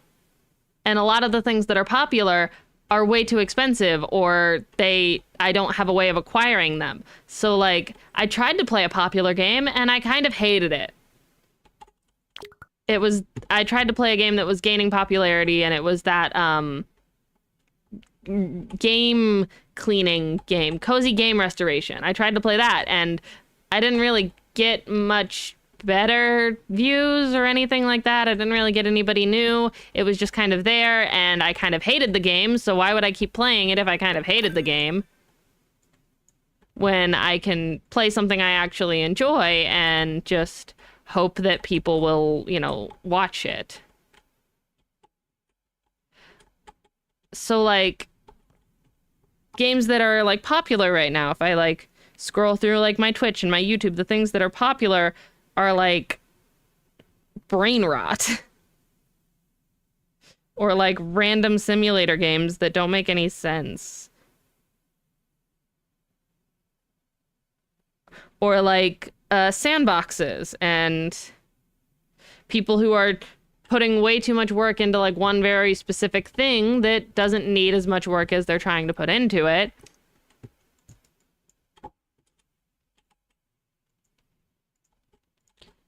And I'm doing some of those things. I know Mecha Chameleon is going off. And so, like, I've been thinking about getting Mecha Chameleon, but there's been a trend that happens lately. Whenever I start to try and play a game that's popular, it dies off. Because the moment I started playing Retro Rewind, nobody was interested in it anymore. And that was upsetting. To say the least, that was upsetting. I started playing Retro Rewind and it was no longer popular. And I'm like, wow, they were right. My fucking high school bullies were right. Anything I'm interested in is boring and stupid. Okay, wow. That's been like the trend of me trying to follow trends lately, is that whenever I try to follow the trend dies. Like, yeah. Or like, I don't know. I'm not good at Dead by Daylight, and I don't have friends that I could play that would make it entertaining to watch. Like, I played it with like my 2 friends that have access to the game, and it was entertaining when I had friends, but if I was playing with randoms, like I don't know if it would be nearly as entertaining, simply because there's no banter going on. I'm just talking to an empty wall, I guess.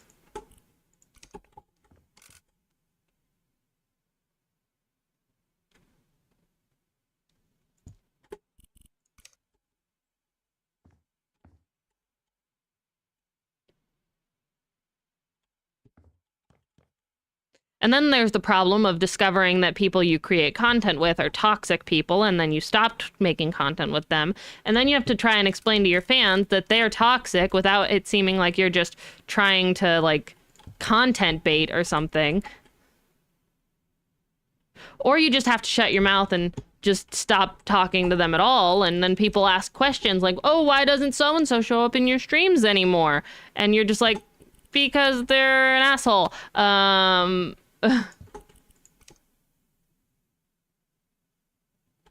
Because they're an asshole and I don't want to deal with them.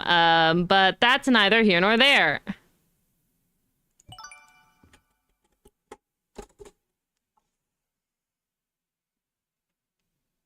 It's like Jacksepticeye's beef with Mr. Beast.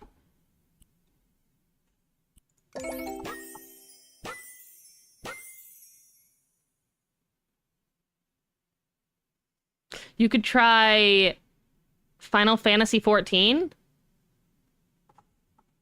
Is that what that is? Is that what you're saying? Because also, hi, Cyan. Jesus Christ.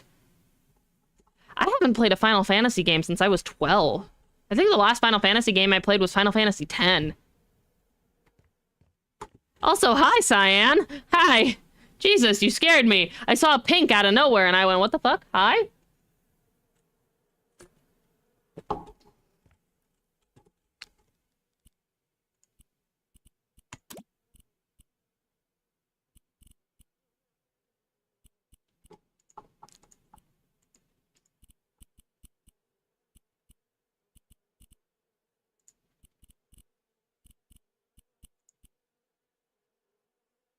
Final Fantasy 14's the MMO, right? Does that give you... That does give a large audience. That's fair. And then, like, there's the times where I try to, like, stream a game specifically for myself. So, like, I did that with, Wizards. I played Wizards, and I played that specifically for myself because I really like Wizards, and Wizards is something that's always brought me joy. So I played it because I wanted to play it for me. And I got a couple of new viewers, but they've since disappeared. So, I don't know.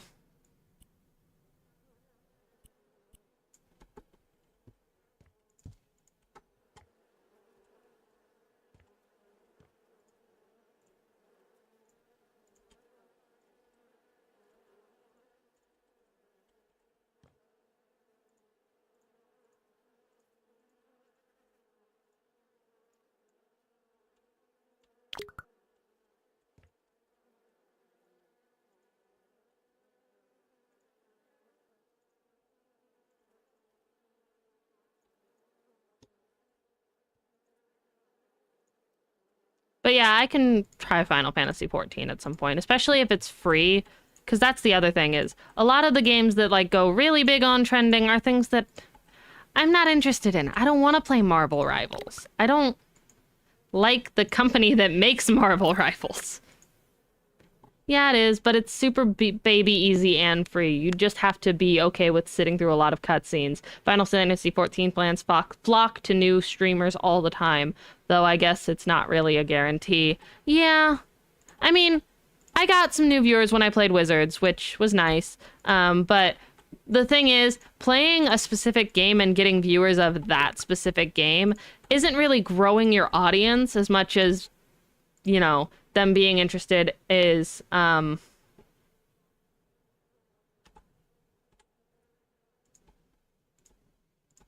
like, playing a game and getting viewers that are interested in the game isn't the same as really growing your community or growing your audience, because they're not really there for you in the beginning. They're not really there for you. They're there for the game. Exactly.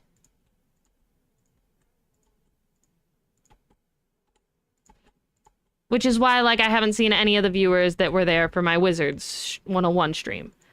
They all kind of just disappeared because they were there for Wizards 101. They weren't there for Nim.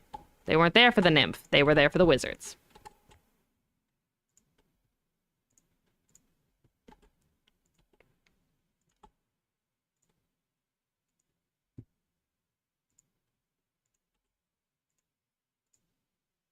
Come for the game, stay for the eucalyptus. Yeah, and like, every so often, like, we'll see a new face pop up in the Discord server, but then, like, immediately 30 seconds later, I'll see a notification that said new face left the server. And I'm just like, so that's fun. Because, like, unfortunately, not a lot of people are interested in small communities as much. People are interested in large established communities that, like, have a lot of fans and a lot of content and a lot of, you know, people.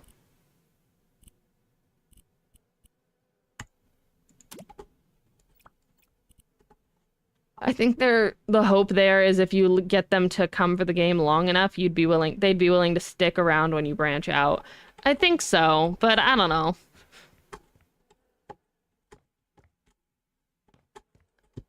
That sounds, I don't know, manipulative to me. I don't know.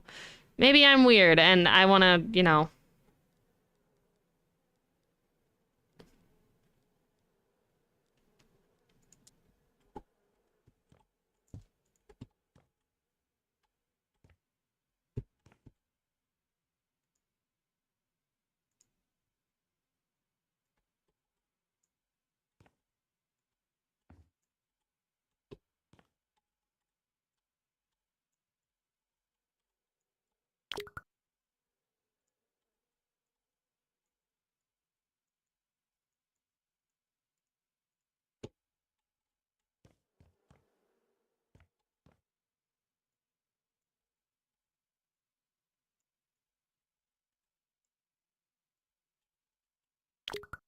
You have to make sure you enjoy what you're doing. Authenticity is important.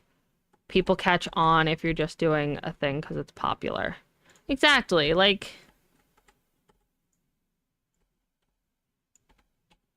I'm not doing this because it's something everyone's doing. I'm doing this because I enjoy video games and I see other people who enjoy video games and I want to, I don't know, share my enjoyment.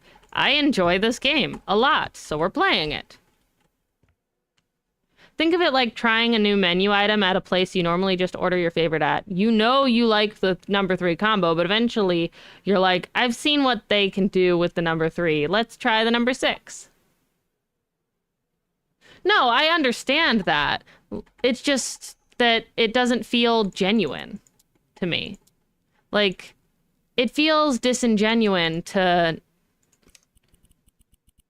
How do I explain this? It feels disingenuine to do something because it's popular to try and gain viewers simply because you need the viewers to keep going. It feels disingenuine when I have the ability to do things and play games that I actually enjoy, and I don't have to play games that I don't necessarily enjoy as much.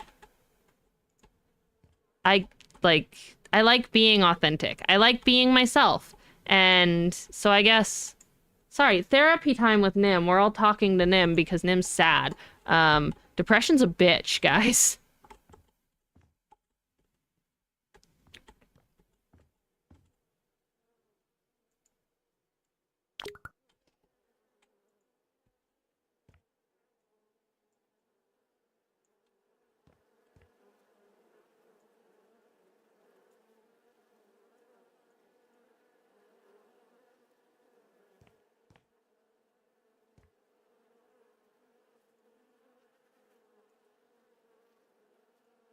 Clinical depression is a bitch.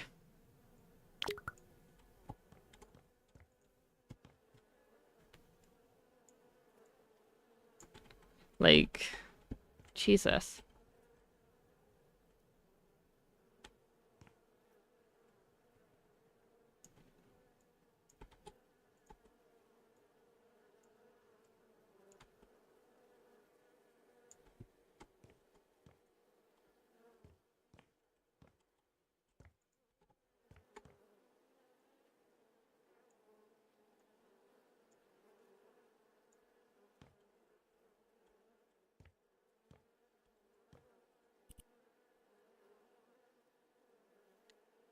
Poof. What time is it? It's 7 o'clock. I've been live for 2 hours.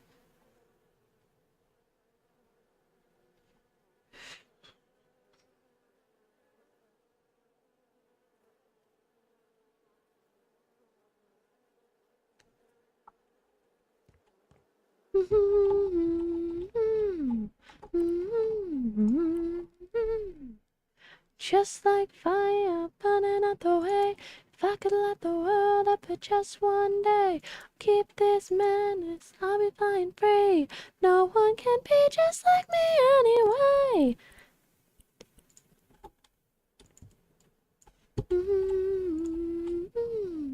Running, running, running.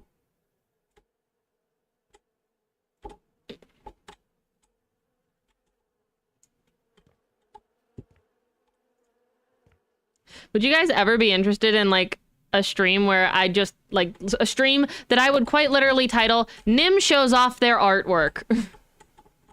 Cause man, I don't ever think that I'm good at the shit that I make. Nim shows off their art, music, drawings, otherwise.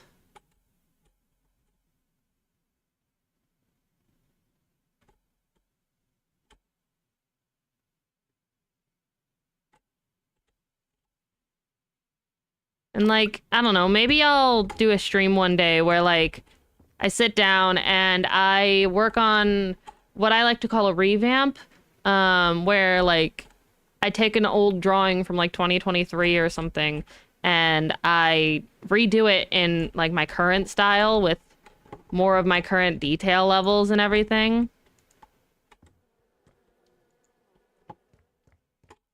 And my new skills, my newfound skills, guys. Art streams are awesome. Yeah, I like watching art streams. Or like, I don't know, maybe I'll do a stream where I like compose something. Because I can compose. Did you guys know that? Did you guys know that Nim the Nymph can compose? Hell, maybe at the end of today's stream, we'll switch topics a little and I'll show off some of my stuff.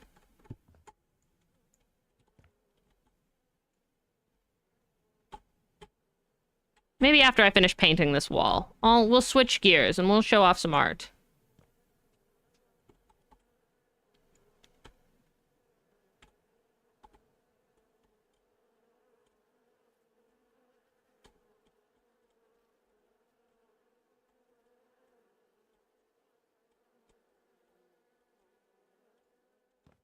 Alright, I finished painting the wall. So, if you'll give me just a minute, chat, I'm gonna go grab some things, and, we can switch gears and show off some art and stuff. So...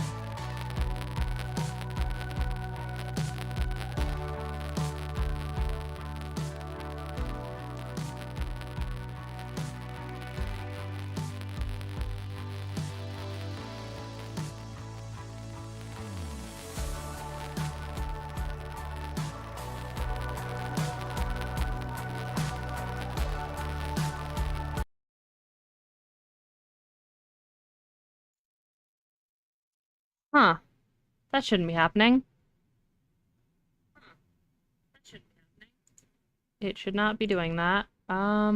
It is the audio capture, so that might just be that it's like a beta version. Yeah, that's because I stopped the music, Jackal. Duh. Anyway, okay. So I'm gonna give you guys two choices here. You can either look at art, or we can either look at art first, or we can look at music first. So, whichever you guys would like first. Either way, I'm gonna switch this over to a different type of stream.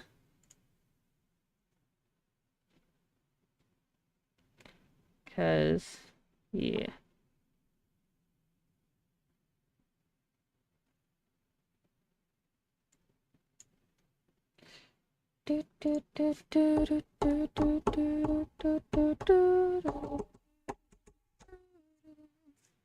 Eucalyptus, eucalyptus, I love eucalyptus. We're gonna switch this over, and we're gonna name this... fucking caps lock. Switch this over to... I need you guys to pick. Are we doing art or music first?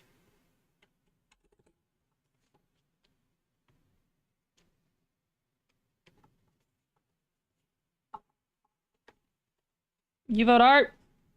Art. I'm seeing 2 arts. Any other votes?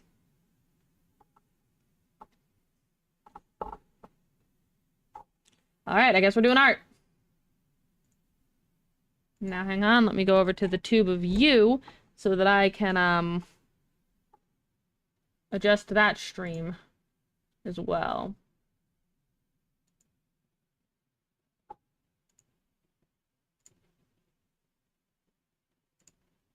If I'm allowed to.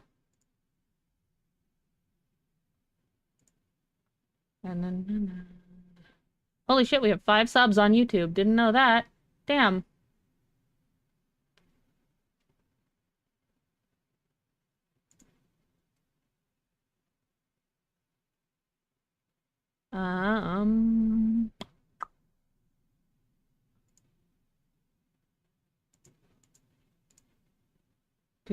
Can I change things in here? I don't need... Yay. YouTube's being weird. Ah.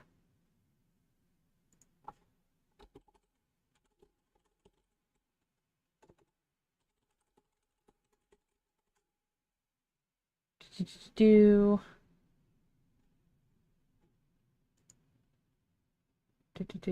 category entertainment.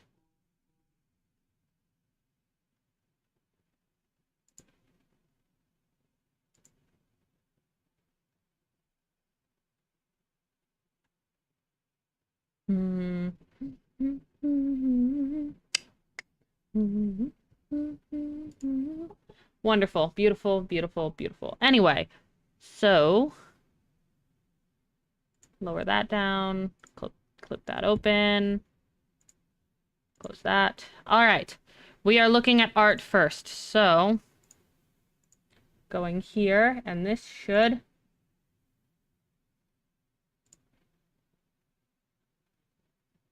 You should all be able to see this. So we're gonna do this.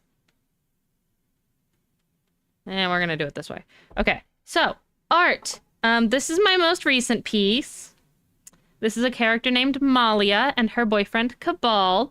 I cannot show you his face underneath the mask simply because I know some of the viewers are members of the D&D party that this drawing is from. So I can't show the face off, but I will tell you he has scars. Because I know Bear is excited for this one. This is a drawing of a sketch so far. It's not a full complete drawing of a character named Eros and Rue, who are not lovers yet, but will be soon, according to my D&D players, because these are characters from my D&D campaign, like directly. So, yes.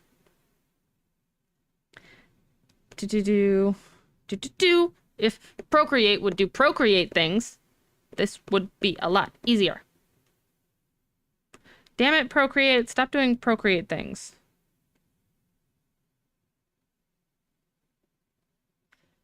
Don't question that. Question nothing you see on here. Artists have to look up weird shit. Anyway, so this is the whole party. From left to right here, we have Blaze, Audi, Eros, and Rue. Yes, those are all accurate height differences between those four.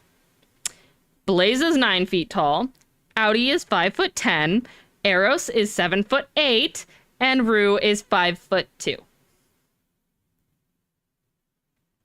So this is as accurate a height difference as I could get for the four of them.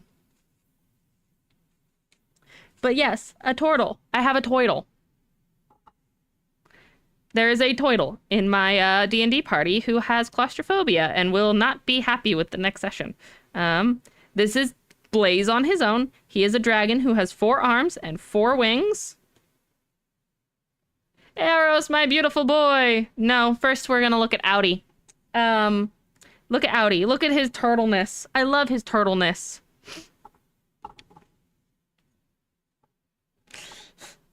My husband plays Audi, and he gave me very specific details about Audi's coloring. And I decided to give Audi, like, more detailed shadows, mostly because I wanted to, and then I realized it was a dumbass idea.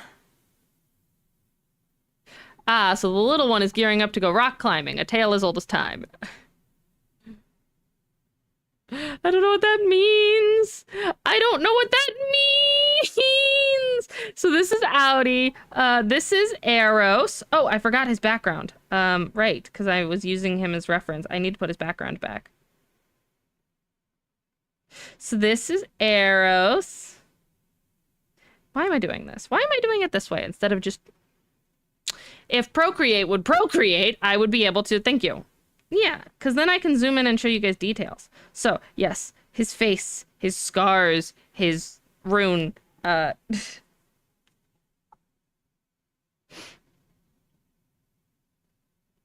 of the tattoos that are mostly jumbled nonsense because I don't really know how to draw runes. I just kind of drew something that looks rune-ish. Had a different joke about Cubbles having... okay. So Rue is... I mean, that's not as bad as the joke that Bear made about Eros because he saw the height difference between Eros and Rue and immediately thought of the hamster and banana.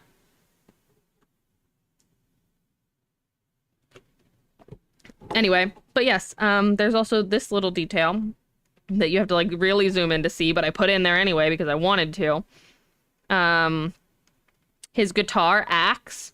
It is both a guitar and an axe because he's a bard barbarian. I don't remember what kind of skull I chose, but anyone who's good at skulls can tell me what kind of skull that is. I think it's a bear skull. I think that's what I did. You forgot about that joke? You made that joke. Anyway, there's Eros, and then here is Rue. If the player were here, she would call her baby. So this is Rue, and there are a whole bunch of tiny little details in here that I really love, like the blushing on her fingers and like the freckles on her shoulder that I added that literally nobody can see when I zoom all the way out, but they're there and they make me happy. Or like the detailing and the shading of the ear, or like the individual hairs in the brow. That when you zoom out, they just look like lines. They do. But then I zoom in and it's like, look, they're hairs. There's individual hairs. The eyelashes, she's got eyeliner that could cut a bitch. And brass look like brass, or like, they're supposed to be like brass or coppery glasses. She's a druid, but I don't know. Player requested to give her a cross, so I gave her a cross. Oh, right, my sign. My signature. She's a druid, so leaves everywhere. I love all the leaves. The leaves are everywhere. And then I chose like different leaves to go in different places. Like these are like vines, obviously, here and here. Then there's like the little like bush leaves from like, so if the two of them try to wear each other's socks, the one gets a sleeping bag out of the tray and the other gets a, yes, please stop. And I've got like the little green like bush leaves there, and then I've also got banana leaves wrapped around her staff, mostly because I liked the look of dried banana leaves there, and I wanted it to look, I don't know, more weathered and dried. And the vibe my player gave me for Rue here is Willow from Owl House, but goth. It was also my first time drawing pinstripes, so like that was a bit of a trip. And so pinstripes. The stack of emojis. All of the emojis. I told you, we've got spray bottle, sleeping, stretching, posture, rant alert, peace sign. This is the dancing koala that we have currently. But I don't like it that much. So I don't know if we're gonna go with it. Mostly because I don't know. So yeah. That's the dancing koala we've got. The clapping koala. I don't remember which one I was working on next, but I'll pick a new one. This one's animated too. The peace sign, his little hand, it waves around.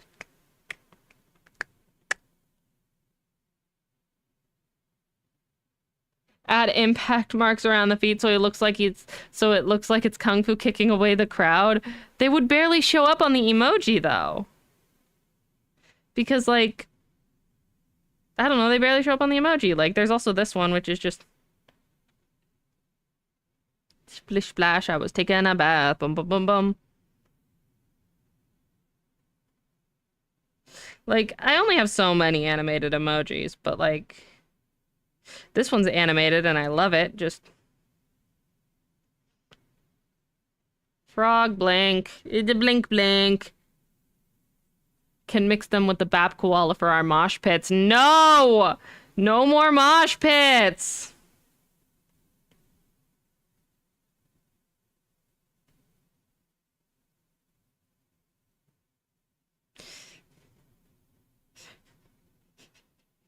Happy koala, nom nom nom. Yucca corn, nom nom nom. I have to work on drawing like individual assets of my chibi here so that like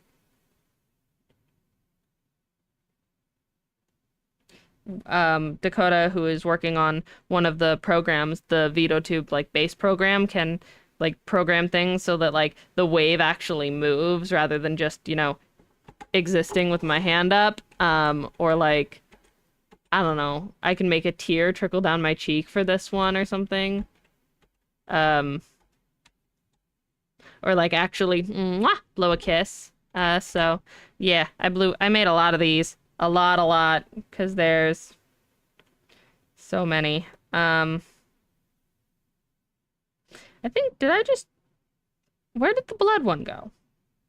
Is this supposed to be it? No, this is Angie. Where's... This is sad. I accidentally might have deleted the one covered in blood. That's okay, I still have it. Those are Photoshops. This is a piece that I drew, which was actually a redo of something I did in high school. And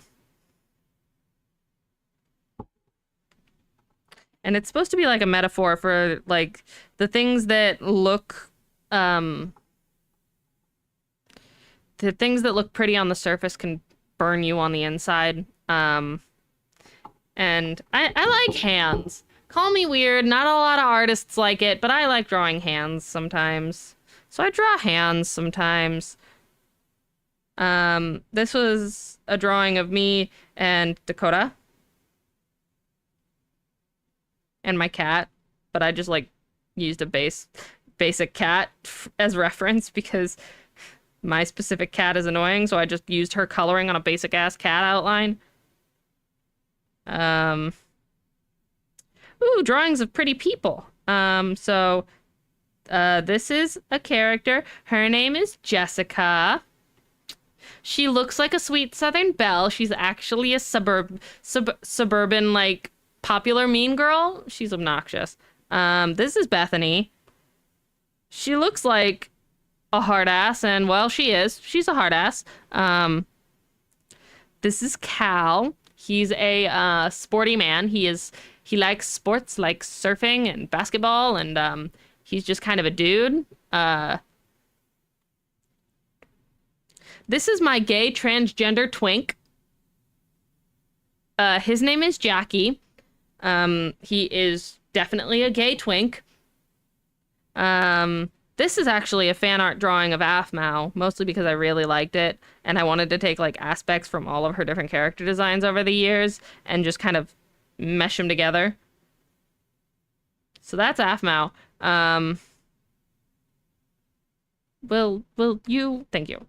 This is a character named Diana. She is a white tigress shapeshifter.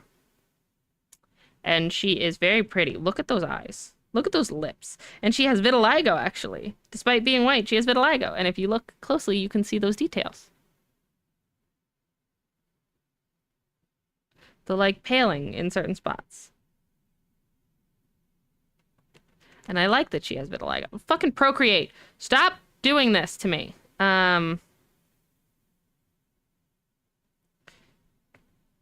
Open the stack. This is a cat. That is I wanted to know what a Maine Coon would look like as a Siamese. So I did that. And I gave it Siamese patterning. And I think it's cute. I think it's really cute. And gold eyes and everything. And then this is a work in progress. This is a sketch.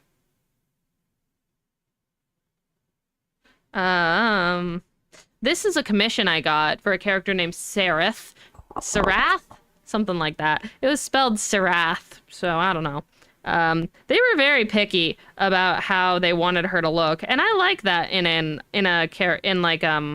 what are they called? In a client. Like, he was very specific. He's like, she never wears a bra, but she wears skin tight clothes. So I want you to make it so that the outlines are visible. And I'm like, okay. And so I put them in there and all of that shit. And it's like, the stripes feel not right. And I'm like, okay, how do you want them? Less lightning, more cartoon. And I'm like, okay.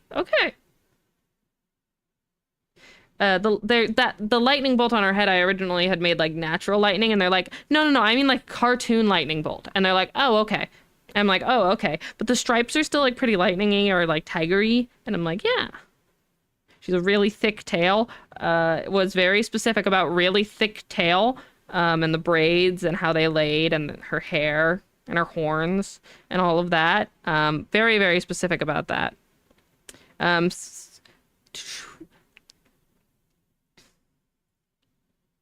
How much for a portrait? You want me to draw it?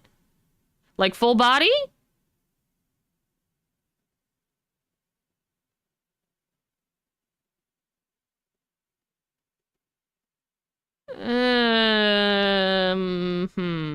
I don't normally draw real people, but usually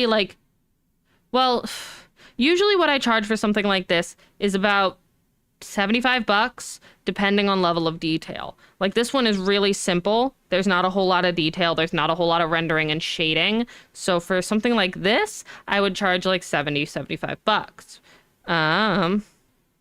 The only detail they were very specific about with that particular drawing was that they had a prosthetic finger that their little sibling covered in stickers.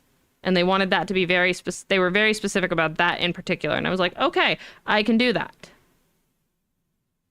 If it would load, please load. Thank you. Like, they were very specific about the prosthetic finger covered in stickers. And that was like the main thing they were like specific about. Other than that, like, they didn't really care about shading or detailing. They just wanted kind of a visual representation of how their character would look, rather than a bunch of mishmash reference photos on Pinterest, which is fair. This one, however, has a lot more detail. I charged about $90 for this one because of all the detail she has. Exactly, and little character details like that can be really important. Like, the person who commissioned this was more like detail oriented, wanted the little skin shade shifts and the rings, and I ended up you know, like the tail patterning and the spots on her face and where her nose freckle was. And she was a bit more like the stripes on the sweater and everything, and the very specific style of shoes. Like, she was very specific about what she wanted and how she wanted it. And so I charged about $90 for that. This I did for myself, but for something like this, for example, I would probably charge $80 and $90 for that. And I do allow people to add gratuity, so sometimes people will pay like a little more than that. But I would charge $80 or $90 for something like this because it's 2 people, it's more complicated. I drew this one for myself specifically, so it doesn't really matter. But I drew that one, the one before this, specifically for this one because I wanted to put it in the background of this particular drawing here. I drew that one so that I could copy the canvas and paste it over into here so that I could put it right here in the background. Despite the fact that it's so pixelated you can barely see it, and I didn't need to put that much detail into it. I did it anyway, and this is how it ended up looking in the like completed drawing that I made. Which this is from a story that I was writing. I drew a back tattoo piece once because I was bored and I wanted to draw an eye, and then I drew this half. I drew this, and then I was like, you know, I can copy and paste that and put it on the other side. And then I was like, does it look like a dragon or a bird? And I was like, it looks like a bird, so I added a beak, and then so it's like, it looks like a bird, so I added a beak, and I liked it. So this is a tattoo design that I have, just laying around. Nobody has it on their body, it just exists. Like, and like, one day maybe I'll color it in or something, or maybe I'll color it in later on during this. I also make bumper stickers. This was the original map that I designed of my D&D campaign, but it doesn't actually, you know, this was the original map that was there, and if you guys were there for that campaign, you remember. But also, like, I don't know. It's just a map. This is another character. This is actually a Harry Potter OC of mine. Their name is Frankie. They are non-binary, intersex, have heterochromia. Like, I don't know. Technically, they're also half merfolk, so. I don't know. I was bored and wanted to draw, and I wanted to draw this person. This is actually my computer background that I drew, and I drew half of it. First, I just, like, drew this half, and then I was like, copy, flip, paste. And then now it's my computer background. This is another D&D character I drew. I draw a lot of D&D characters for people because people like having me draw D&D characters because I draw them and I take in their specifics. I will say the person who requested me to do this gave me AI reference images, which bothers me, but is fine, I guess. So gave me AI reference images, and then I used those reference images to draw this. At least they went with a real artist in the end, right?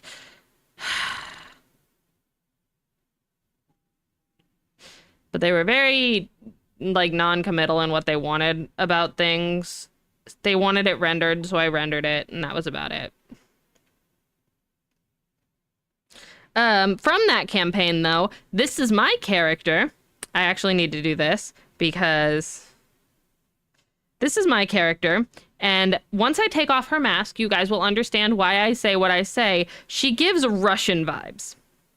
She looks Russian, like her face. Just looks Russian. Small nose, big lips, round cheeks, like she just looks Russian, and she's cute. And then, like, she's an Eladrin elf, and if you know anything about them, they can change their seasons. So the first hair color was autumn, this one's spring, then there's winter, and then there's summer, in which she goes blonde, but, you know, summer. So usually her hair is pretty auburn because she, you know, likes remaining in the fucking, autumn state. I need to stop looking at this because I'm noticing a flaw with it, and so we're not gonna look at that one anymore. I drew Calypso from Epic the Musical. Mostly just Calypso the Goddess because I wanted to, and Calypso. And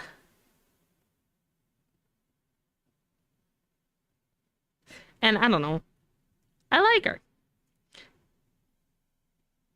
I also drew Tiresias, the prophet, who it's not technically gender swap because like they frequently kind of switch genders around because whenever the gods are debating on who has it harder, women or men, they just kind of switch Tiresias's gender. So I just drew Tiresias because I wanted to. And like I get compliments on this one because of the fact that I didn't just white out the eyes to do the glow. I actually drew the eyes and then punched the glow around them. I didn't have to do that, but as the artist, I chose to do that, and I get admiration for that sometimes. Here's a tattoo design I did. It's supposed to be bestie tattoos. So they're just supposed to be dragons that, you know, two best friends can get.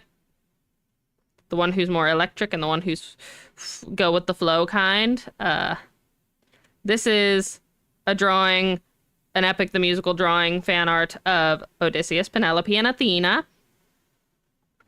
Odysseus, Penelope, Athena.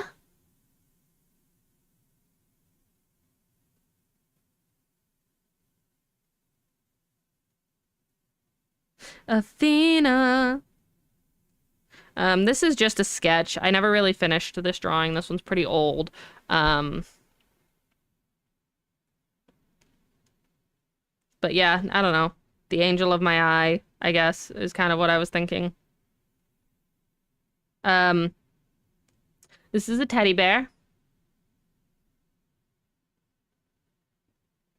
Their name is Abu. They're a little robot teddy bear. Bumper sticker that I think a lot of people are going to enjoy.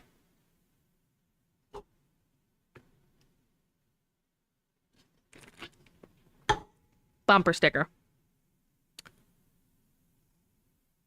Dog. I wanted to see what a dog, specifically a pit bull, would look like with Siamese cat patterning. So, dog. Dog. Shapeshifter named Dr. Raven. The gender fluid shapeshifter who flips genders. Sometimes they're a girl, sometimes they're a boy. And so I drew them. This is the first drawing I did of the character Bethany, the one who liked horses. I don't know. I just wanted to do her again because, you know, her appearance changed as the story expanded. So, like, she looks more thug than rancher here. This is a vampire named Vel. She's super pretty. We're getting into the older stuff, so the style is going to start changing kind of as we go along. This is a tattoo design that I made. I like tattoo designs. Nobody has this on their body either, but, tattoo.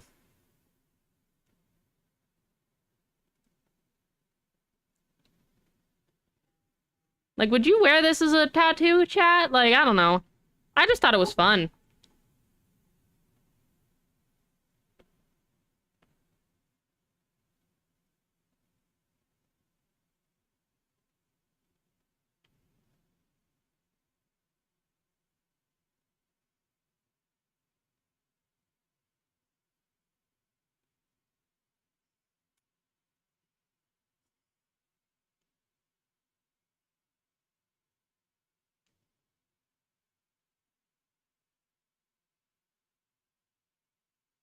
So yeah, so that's a tattoo I designed, if it will do the thing. There we go. Owl. Owl librarian. Woo, woo, woo, woo.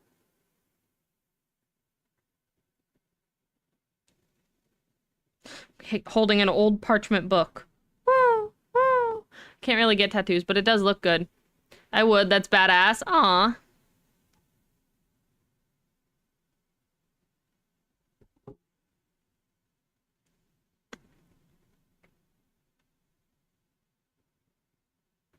So, I'm just gonna let y'all react to her.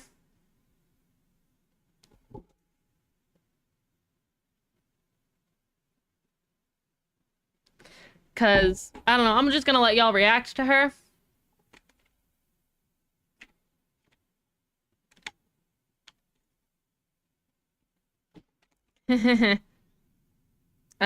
This is actually a book cover that I drew for my book that I'm writing, that I have been writing for the past 10 years. But it's fine. 10 years of writing a book is, yeah, hard. But I don't know, I thought it looked cool. So feel free to react. This is another book cover for another book that I'm writing that I've only been writing for 2 years. Still am not done, not even close to done. So yeah, here is a here's a book cover. A Throne of Serpents and Glass. I do like how the glass, you know, ended up looking all broken and everything. This is one of the drawings I am most proud of, and one of the only drawings that I will let people watch the entire, like, because Procreate has this feature where you can do this. This is one of the only drawings I will let people look at this through. So, have fun watching this. This is my sketch. This is the first outline.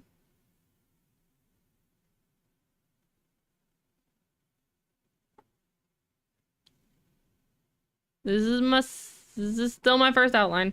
This is still my first outline.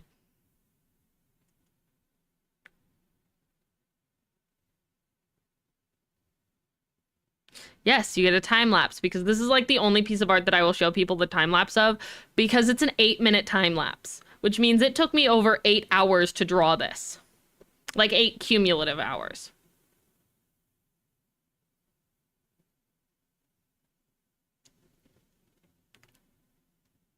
This drawing took 8 cumulative hours. We are an hour in and I am only just starting or just finishing my primary sketch.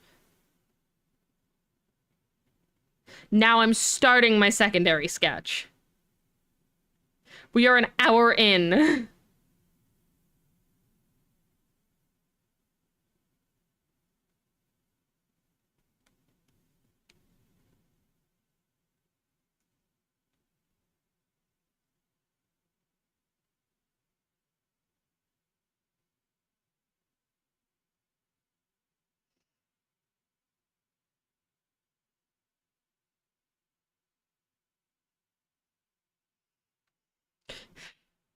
Like, and I get a lot of people who like ask me about like this particular part. And they're like, oh, did you like draw that on a different canvas and paste it in? No, I drew it on that canvas. It was a pain in my ass because I decided I wanted to do each and every individual scale on all 3 dragons, as well as the hair. Why did I have to pick hairy dragons? Why did I pick hairy dragons?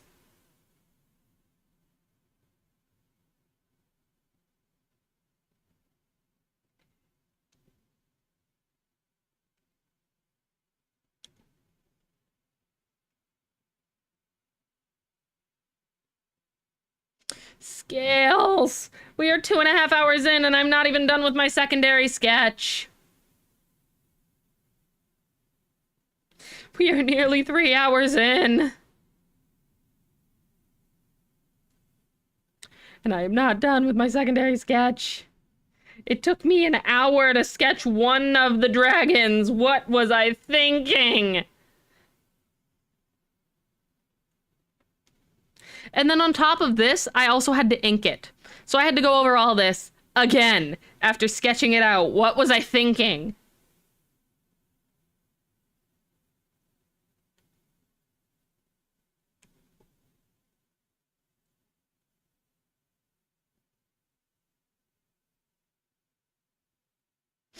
What was wrong with me? What was I thinking?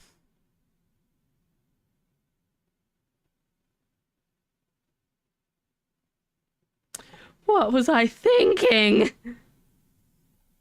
I'm nuts. I'm really fucking nuts, chat. I've started inking, and of course I start here. On the smallest dragon with the least amount of scales.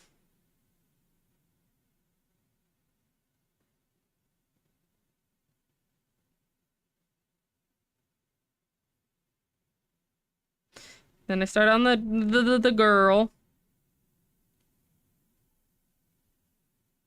Then I lose track of where I have and haven't sketched, so I, turn down the opacity of the sketch. This is one piece that I will never revamp. It's perfect. I don't care how many flaws it has. It took me too long. I'm so long.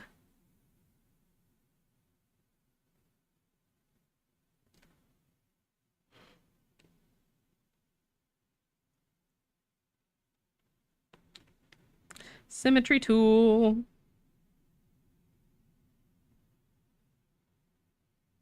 This gemstone was a pain in my ass.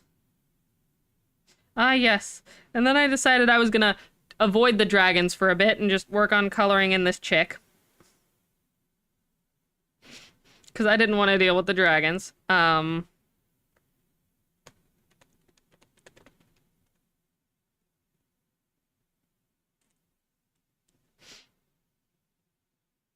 Because dragons are the dragons were a pain in my ass, and I was mad at them, so I was taking a break from them.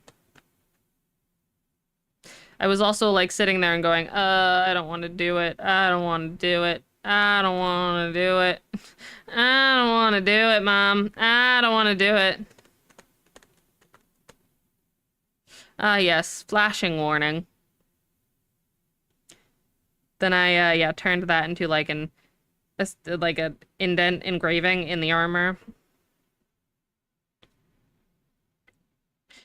And then I finally start sketching the dragons.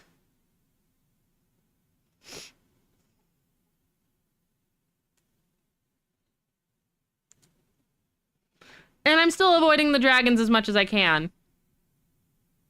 Many a story features those who put off dealing with the dragons until they are more prepared. No worries. Yeah, and I was still avoiding the dragons. I did the clouds before I even started on the dragons. And then I was like, I don't want to do it. I don't want to do it. And then I did it anyway, because I wanted to finish this piece.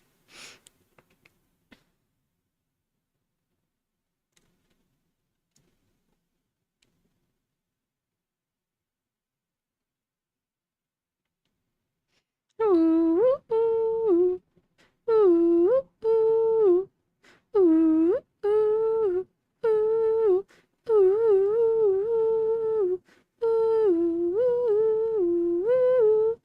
ooh, ooh. Dragons. Sketch, draw, draw, draw, draw, draw, draw. I'm still drawing. We're at 7 hours. I'm still just out doing the line work. I'm not even close to done.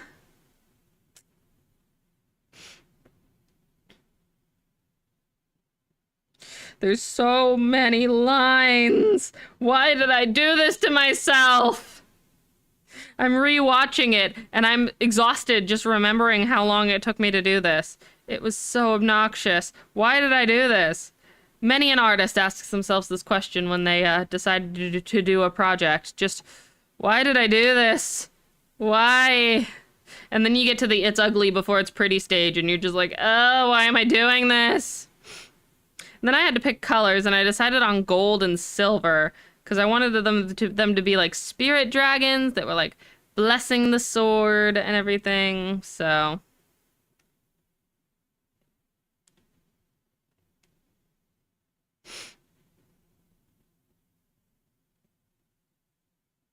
At least I was smart enough to use the color fill.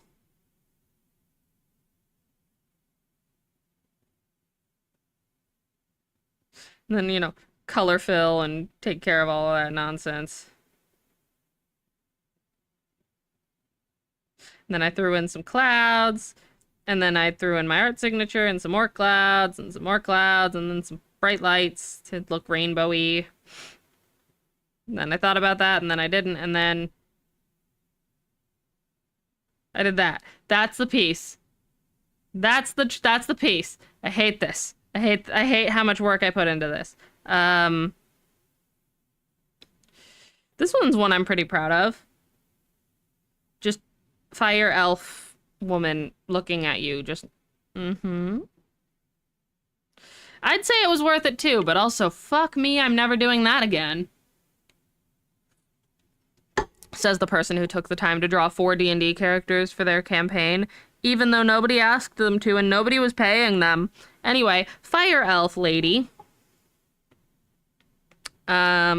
Sexy Korean woman. And I even took the time to put details. You know what? Those of you who are gun nerds, aka Jackal or like whoever, look at my gun. Have fun. Look at my gun. I don't know. I get a lot of people raving about how good of a gun I drew. I don't know. I just looked up gun. I just looked up the word pistol and drew what I could find. That's what happened.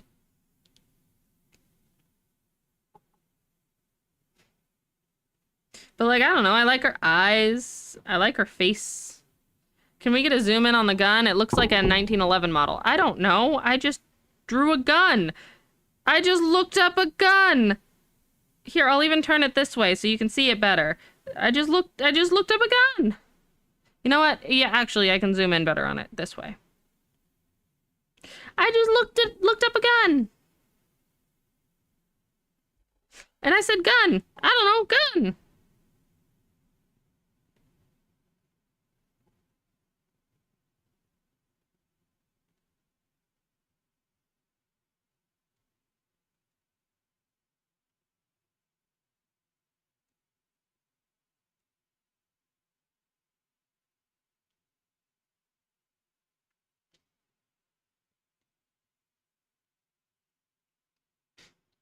Yeah, that looks like a Colt 1911.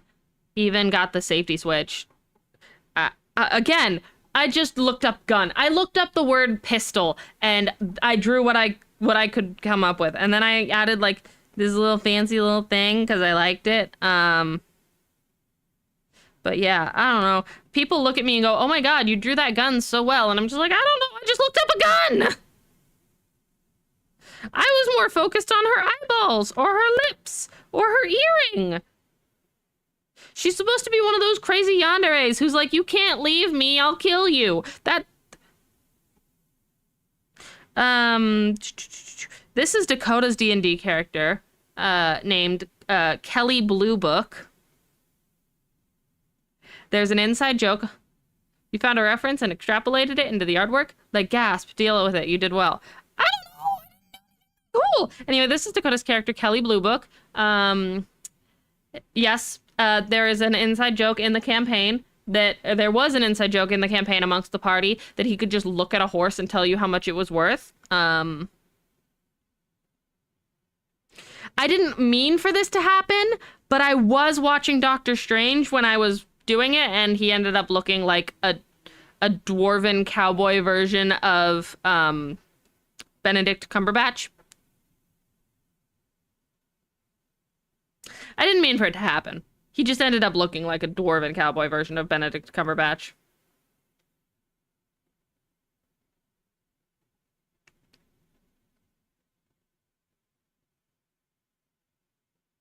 So yeah, I mean, this was the original before I redid it, so I don't know. Here's another D&D character I made. She's a water genasi. I don't remember her name, but she was a character of mine that I did a while ago. Like a while ago. Like, Jesus, 3 or 4 years ago? Looks like he'd say, you've yeed your last hob. Well, you'd have to ask Dakota, okay? I don't know. At one point, my character, Tondalea, looked at him and said, you remind me of my dad, so... There was like a weird kind of will they, won't they thing going on, too. It was just kind of weird. This is my current D&D character, Malia, without her dreadlocks. This is the original drawing of her that I did. This is the redone version of the drawing of her that I did. Yes, a totally original D&D character. Cumberbatch Cumberdict Bendersnatch. No relation to anyone in the real world. Cumberdict Bendersnatch. This is the revamp. This is the original. You can see where I've made progress. The background is not like hand-drawn. I find a royalty-free image and then I blur it. Like that's what the background is. Don't think I handed that background. I did not. But yes, original versus redone. I see a lot of improvement. Then there's her with her dreadlocks, the redone, the original, the redone, the original, the redone. I love her. She's great. She's fun to play. Here's another tattoo design I did.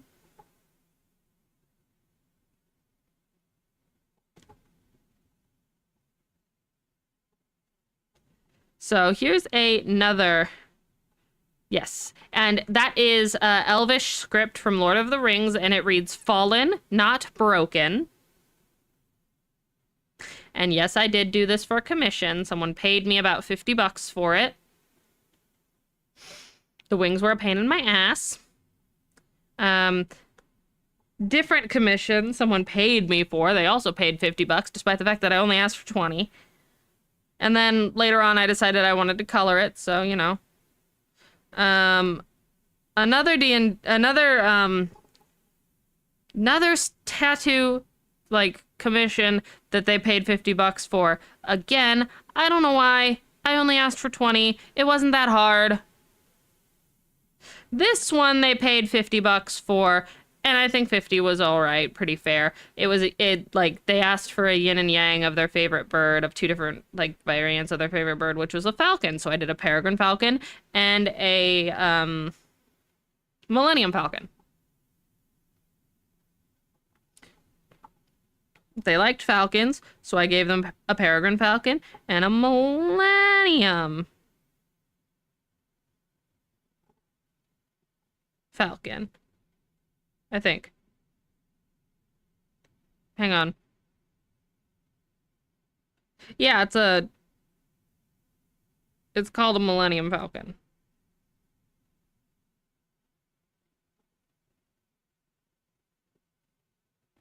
Oh shit, I rolled a natural dragon player with custom dice.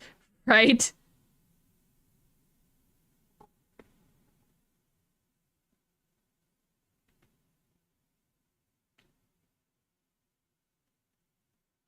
But I feel like I did all right with this one.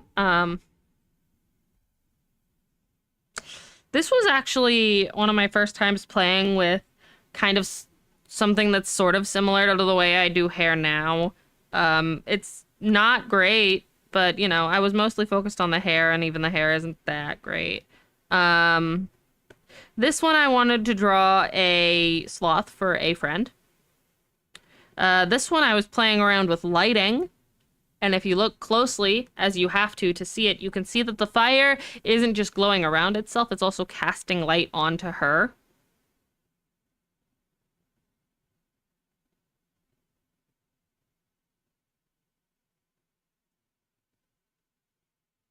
And that's how I sort of got into my current way of doing light. And I also like made it cast around the ring a bit. But like, yeah, if you look like here, you can see the distinctive line of where the light cuts off. And you can see it really well in the hair because of the blue that the light of the fire gives off. I drew some animals. I drew this, which was originally for my ex-boyfriend, but now it's just a drawing. This is the original drawing that I made.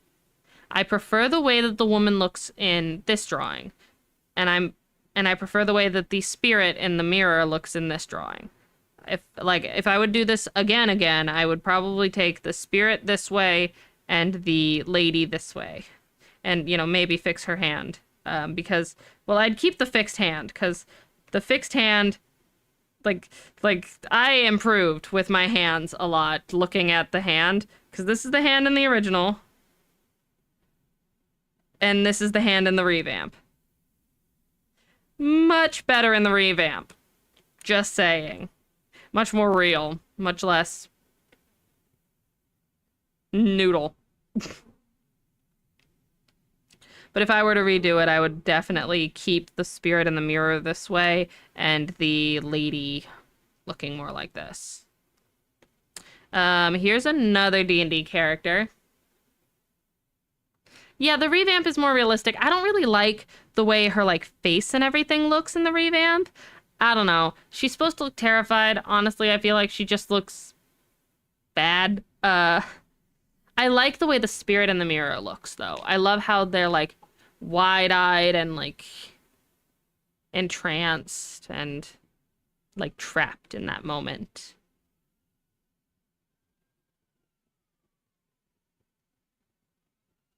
I was going for, like, that moment in, like, a movie where, like, they're looking in the mirror and they see something and they do the dramatic turn because they're terrified of it. I was trying to catch it in that moment. I was trying to freeze it.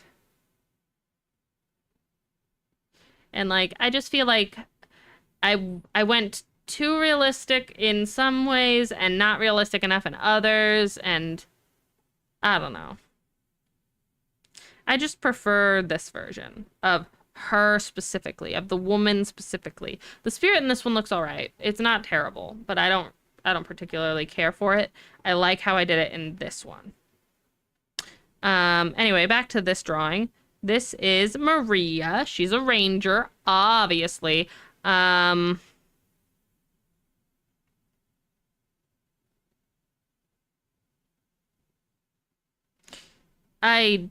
tried my best to capture how to, you know, draw a bow, but I don't know that I did all right. I mean, this was one of my first drawings on an iPad anyway, so, like, I didn't have much more before this. There are two versions of this guy. There is the full realism, and then there is the full line work version.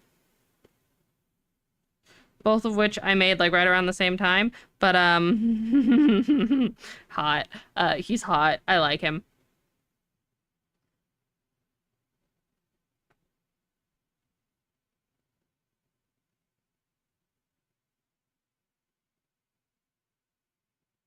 The line work, when you actually see it, is, like, very intricate. It took me, like, forever to do this. This was one of my first commissions. Someone asked me to draw their cleric, and I drew her, and this is what she looks like. I decided I wanted to draw Zelda, despite the fact that I've never played the games. I just wanted to draw Zelda, so I drew her.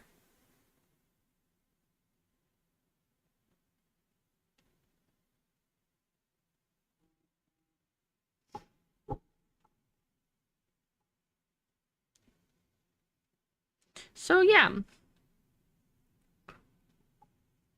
I drew some D&D things. This is actually a tattoo that I have on my body right now. It is on my right hip, and I love it. I love this tattoo. It is gorgeous. It makes me feel gorgeous. It's so awesome. And I love it. We can thank Random because he sponsored this tattoo because he's awesome. And I honestly got it for a steal because, like, it's a huge tattoo. Like, it goes from all the way up to the top of my hip down to, like, mid-low, like the mid-low area of my thigh.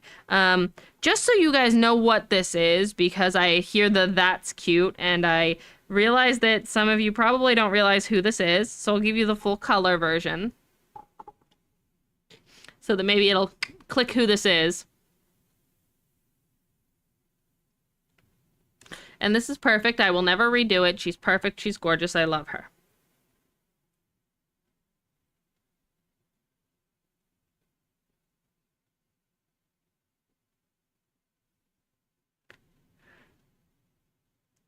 No, she's just Medusa.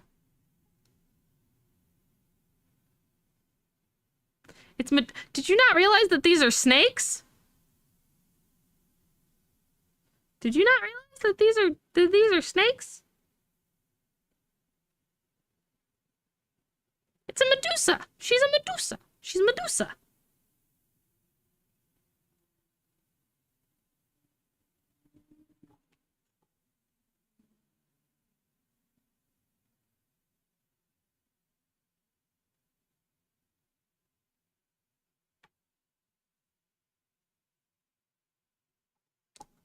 I'm sorry, when you said most people don't guess who she is, I figured it was something more obscure than the literally most famous figure with snake hair. Most people don't realize that they're snakes and not vines.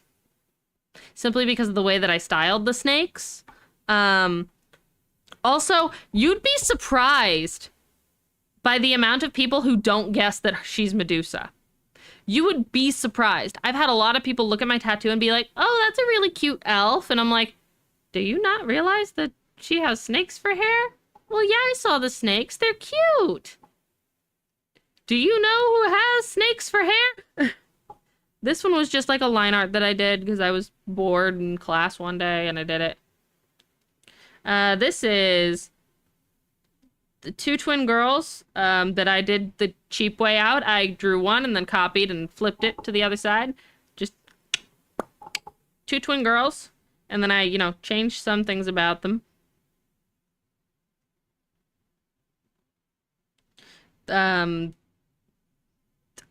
I wanted her to look dead in the eyes. I wanted her to have no soul, just staring off into space. This is her as an archangel, because that's what she started out as an archangel, and then she got turned into this. And then she had these two beautiful girls who ended up being rogues, and they're rogue bards, and they do a little acrobatics act to steal from people. But her mother was their mother was a rogue too, so it doesn't matter. Their mother fell from the wild mother. It gave her daughter up, and she became the wife of a dark fae king, who then manipulated and tormented her for years using dark magic, and then when she finally escaped, she forgot about him and her past. She was raised by 3 hags in the woods. She didn't know that she was pregnant when she escaped, and the 3 hags realized, and they just kind of gave her a necklace that locked away her memories of that, as well as, like, suppressed the pregnancy from progressing. And she never took it off, not even once, for like 300 years after that. And then she just kind of took it off one day, and then boop, suddenly baby. So this is the original, and this is the revamp.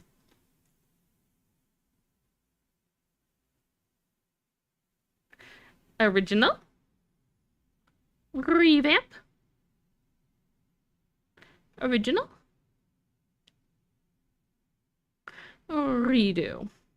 Anyway, and then I did that same thing with the very first thing I ever drew on my iPad. So this is the very first drawing I ever made on my iPad, and I love her, and she's cute, and she gives, like, cute little forest elf and fairy tale vibes. And then I redid it again later, and there's much more detail to be found. And I like that there's much more detail to be found. I love the level up in detail that I had. So, yeah, so that's all the art that I'm going to show off in detail on here for now, because I don't really have anything else. I mean, I make HD Minecraft skins, so people want to look at that, you can, I guess.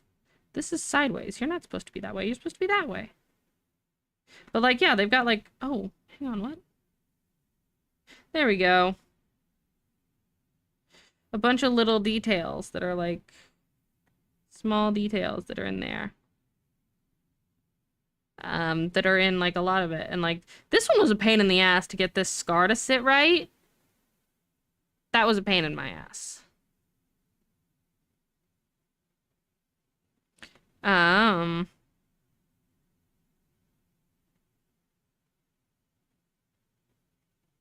Then there's this scar, like, yeah, no. And then the, like, glasses and, like, the ears. Yeah, no, they actually look really good on Minecraft skins and everything. As my lovely husband and my lovely boyfriend call him, this is Dakota's Minecraft skin. It's literally just like a steal of Aaron Falcon Claw from Minecraft Diaries, MCD, by Afmau. And then I gave him the colored eyes of my fiance, and then they call him Abs McGee. because I made the abs high res, so they call him Abs McGee.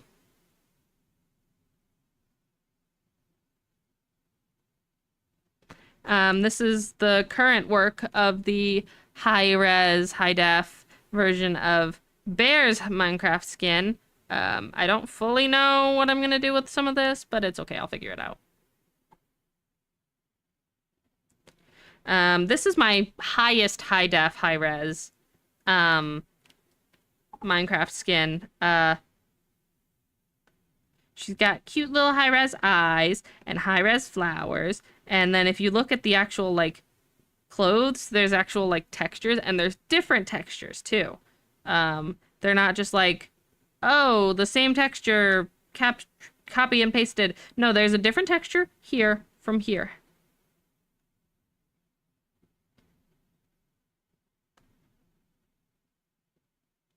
And I like that I did that. I'm proud of myself for that. This is a reskin that's literally just red and green version of Ian from Minecraft, or from My Street. But I made his wristband a high def watch because I wanted to. Hey baby, welcome home. Hi.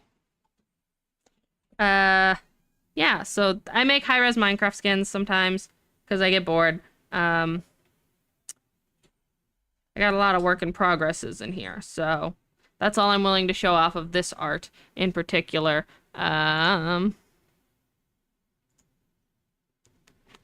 Let's transition to music now. Because music. I like music. Do you like music? I like music. You don't have a choice. You're listening to my music now. Mom.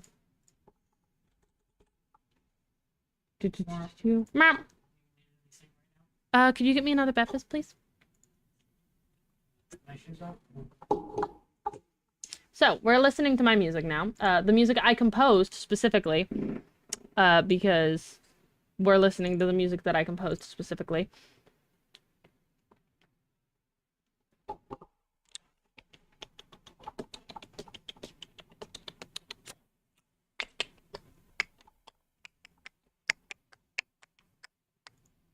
Okay, so going back here, going back here, going to here. All right. This is the program that I use to make my music. And those of you who can read music are gonna, like, have a love-hate relationship with me. Anyway, this is... We're gonna go down here. Where is it? Where did it go? Ah, here it is. This is the first song I ever composed. Here we go.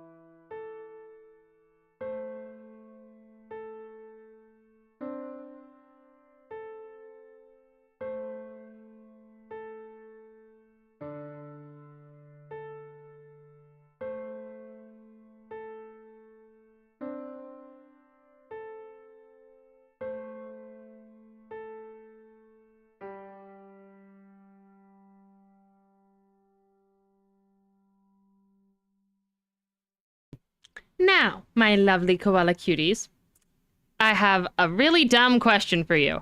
If you had to pick pick one emotion word to describe what that song made you feel, what would you pick?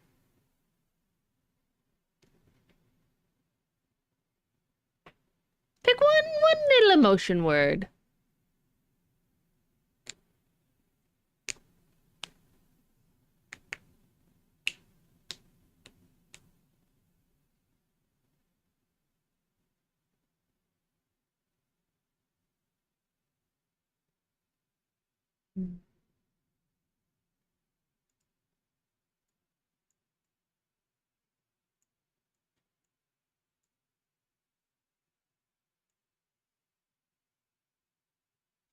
No, that's not an emotion word. That's just a regular adjective. Complex. That is a good word though. That's a good word. I would give you that word. Did anybody fall asleep while listening to that? Because if you did, wow. Thank you. I will boot up the next song that I made while people think. Complex does not count as an emotion word, though. Complex is not an emotion.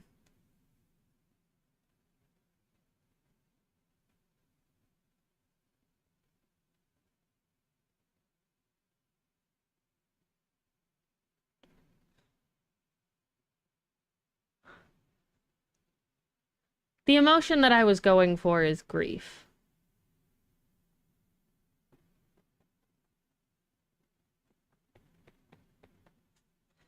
That's what I was going for, because I wrote it not long after my grandma had passed, and I wrote it for her. So the emotion that I was feeling was grief, and I put it into the paper. Anyway, this one is called Twinkling Lights, and it's just a piano solo that I made. So here we go.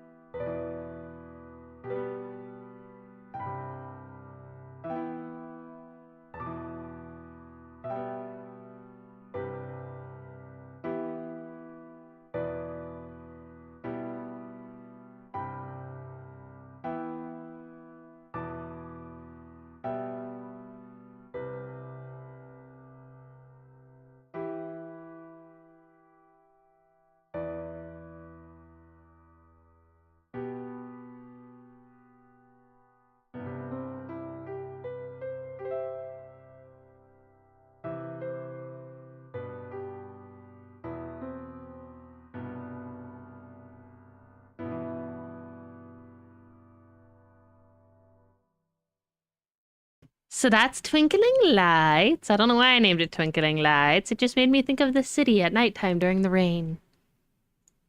A battle of choice. I like a battle of choice. It's a good song. I like this song that I made. Any comments, questions, concerns? Well, maybe not concerns. I hope you don't have any concerns with my music.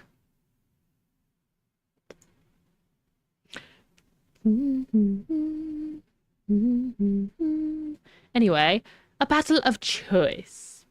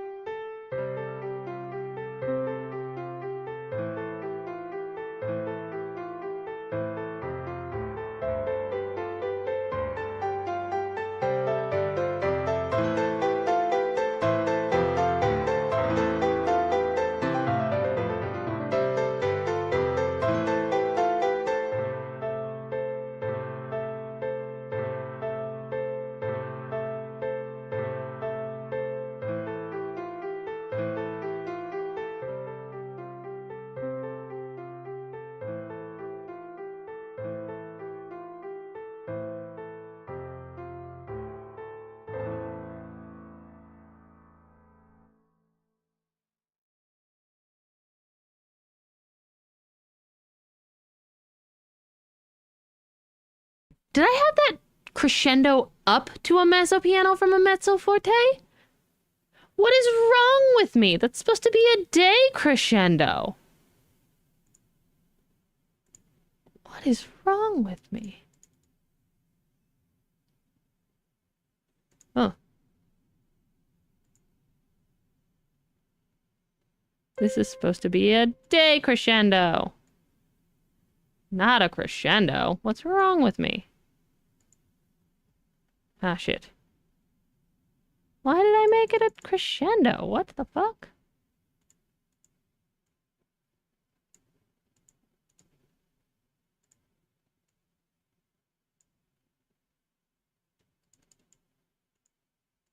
Yeah, that's supposed to be a day crescendo. What did I do there? What the hell? Anyway.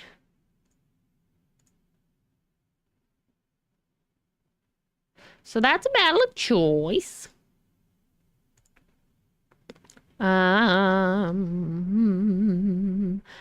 This is one I wrote called Down with the Ship.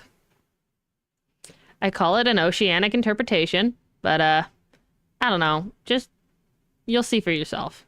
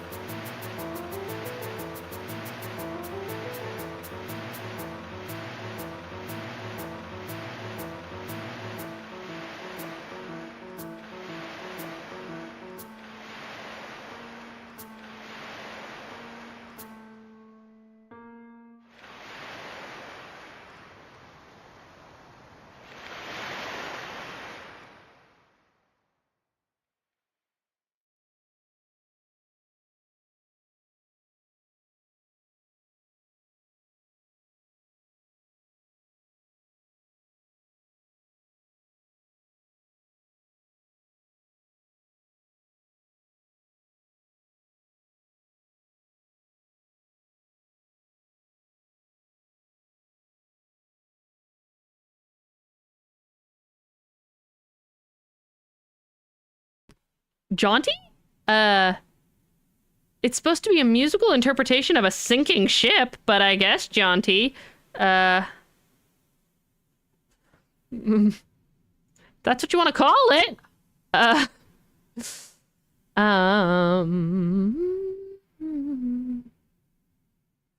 This one's not even complete, so I'm not even gonna bother with it. This one's complete. It's called Not Your Friend.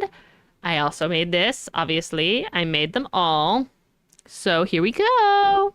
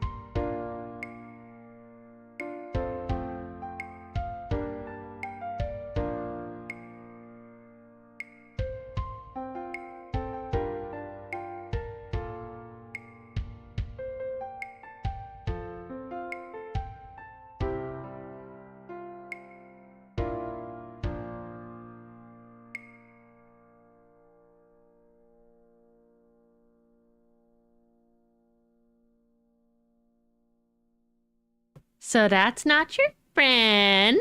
And then, you know what? Fuck it. I'll share.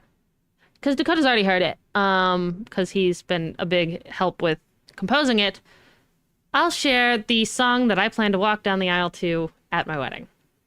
And that will be where we close for the stream. Hang on, we're gonna... Here we go. 3, 2, ready, go!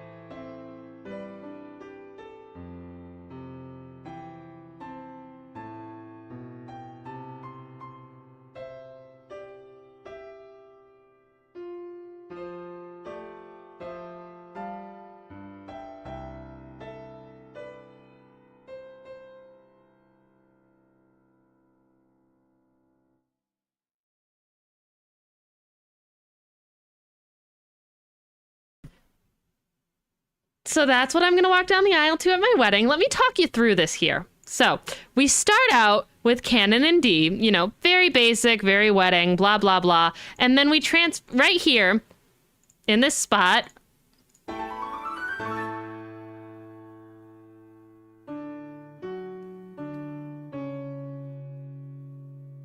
We transfer into Epic the Musical, specifically the song I Will Fall in Love with You Again. And from I Will Fall in Love with You Again, we beautifully transition into How to Train Your Dragon 1 Test Drive.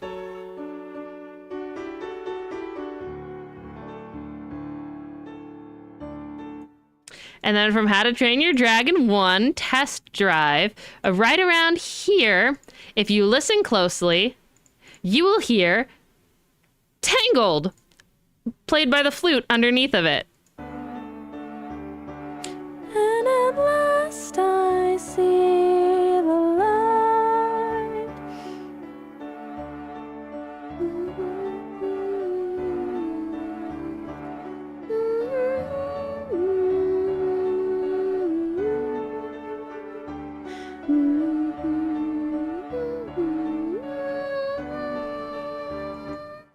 And then from How to Train Your Dragon, we transfer into transition into Brave.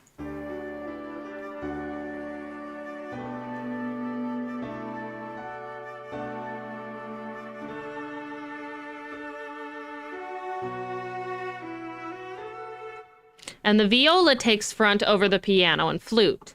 But the flute and piano do still accent the viola there. And then at the end of Brave, we transition back into How to Train Your Dragon, but this time we're in How to Train Your Dragon 2 with For the Dancing and the Dreaming.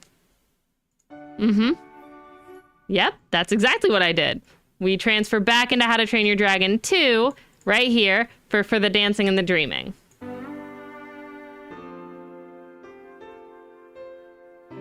And the viola and the flute completely phase out, and it's just the piano.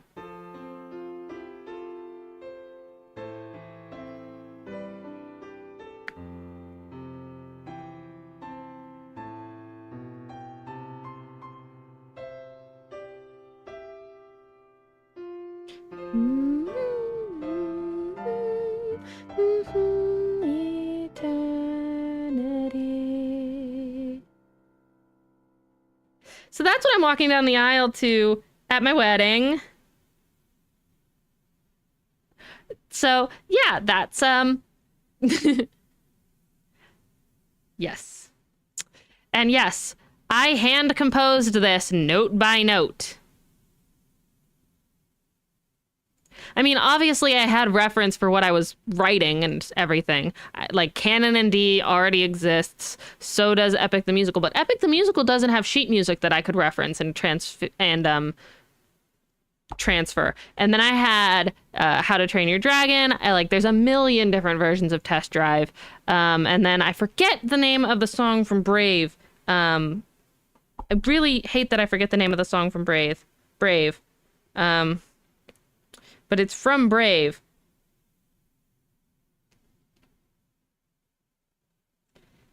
Because it's not Touch the Sky, and it's not, like... Because, yeah, Touch the Sky is, like, really obvious. Like, we didn't want Touch the Sky. It's Noble Maiden Fair. It's called Noble Maiden Fair, I believe. And it is a Celtic song, I believe.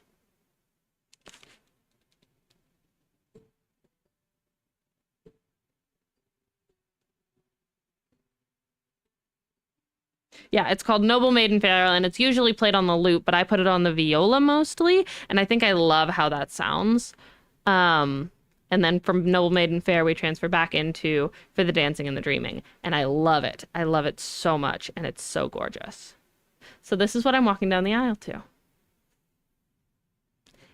And with that, I think that's going to be it for today's stream chat. I hope you have a wonderful night, day, evening, whatever time it is for you. And I hope you all have a fantastic tomorrow. Anyway, hearts, hugs, and kisses. Mwah! Anyway, bye, guys.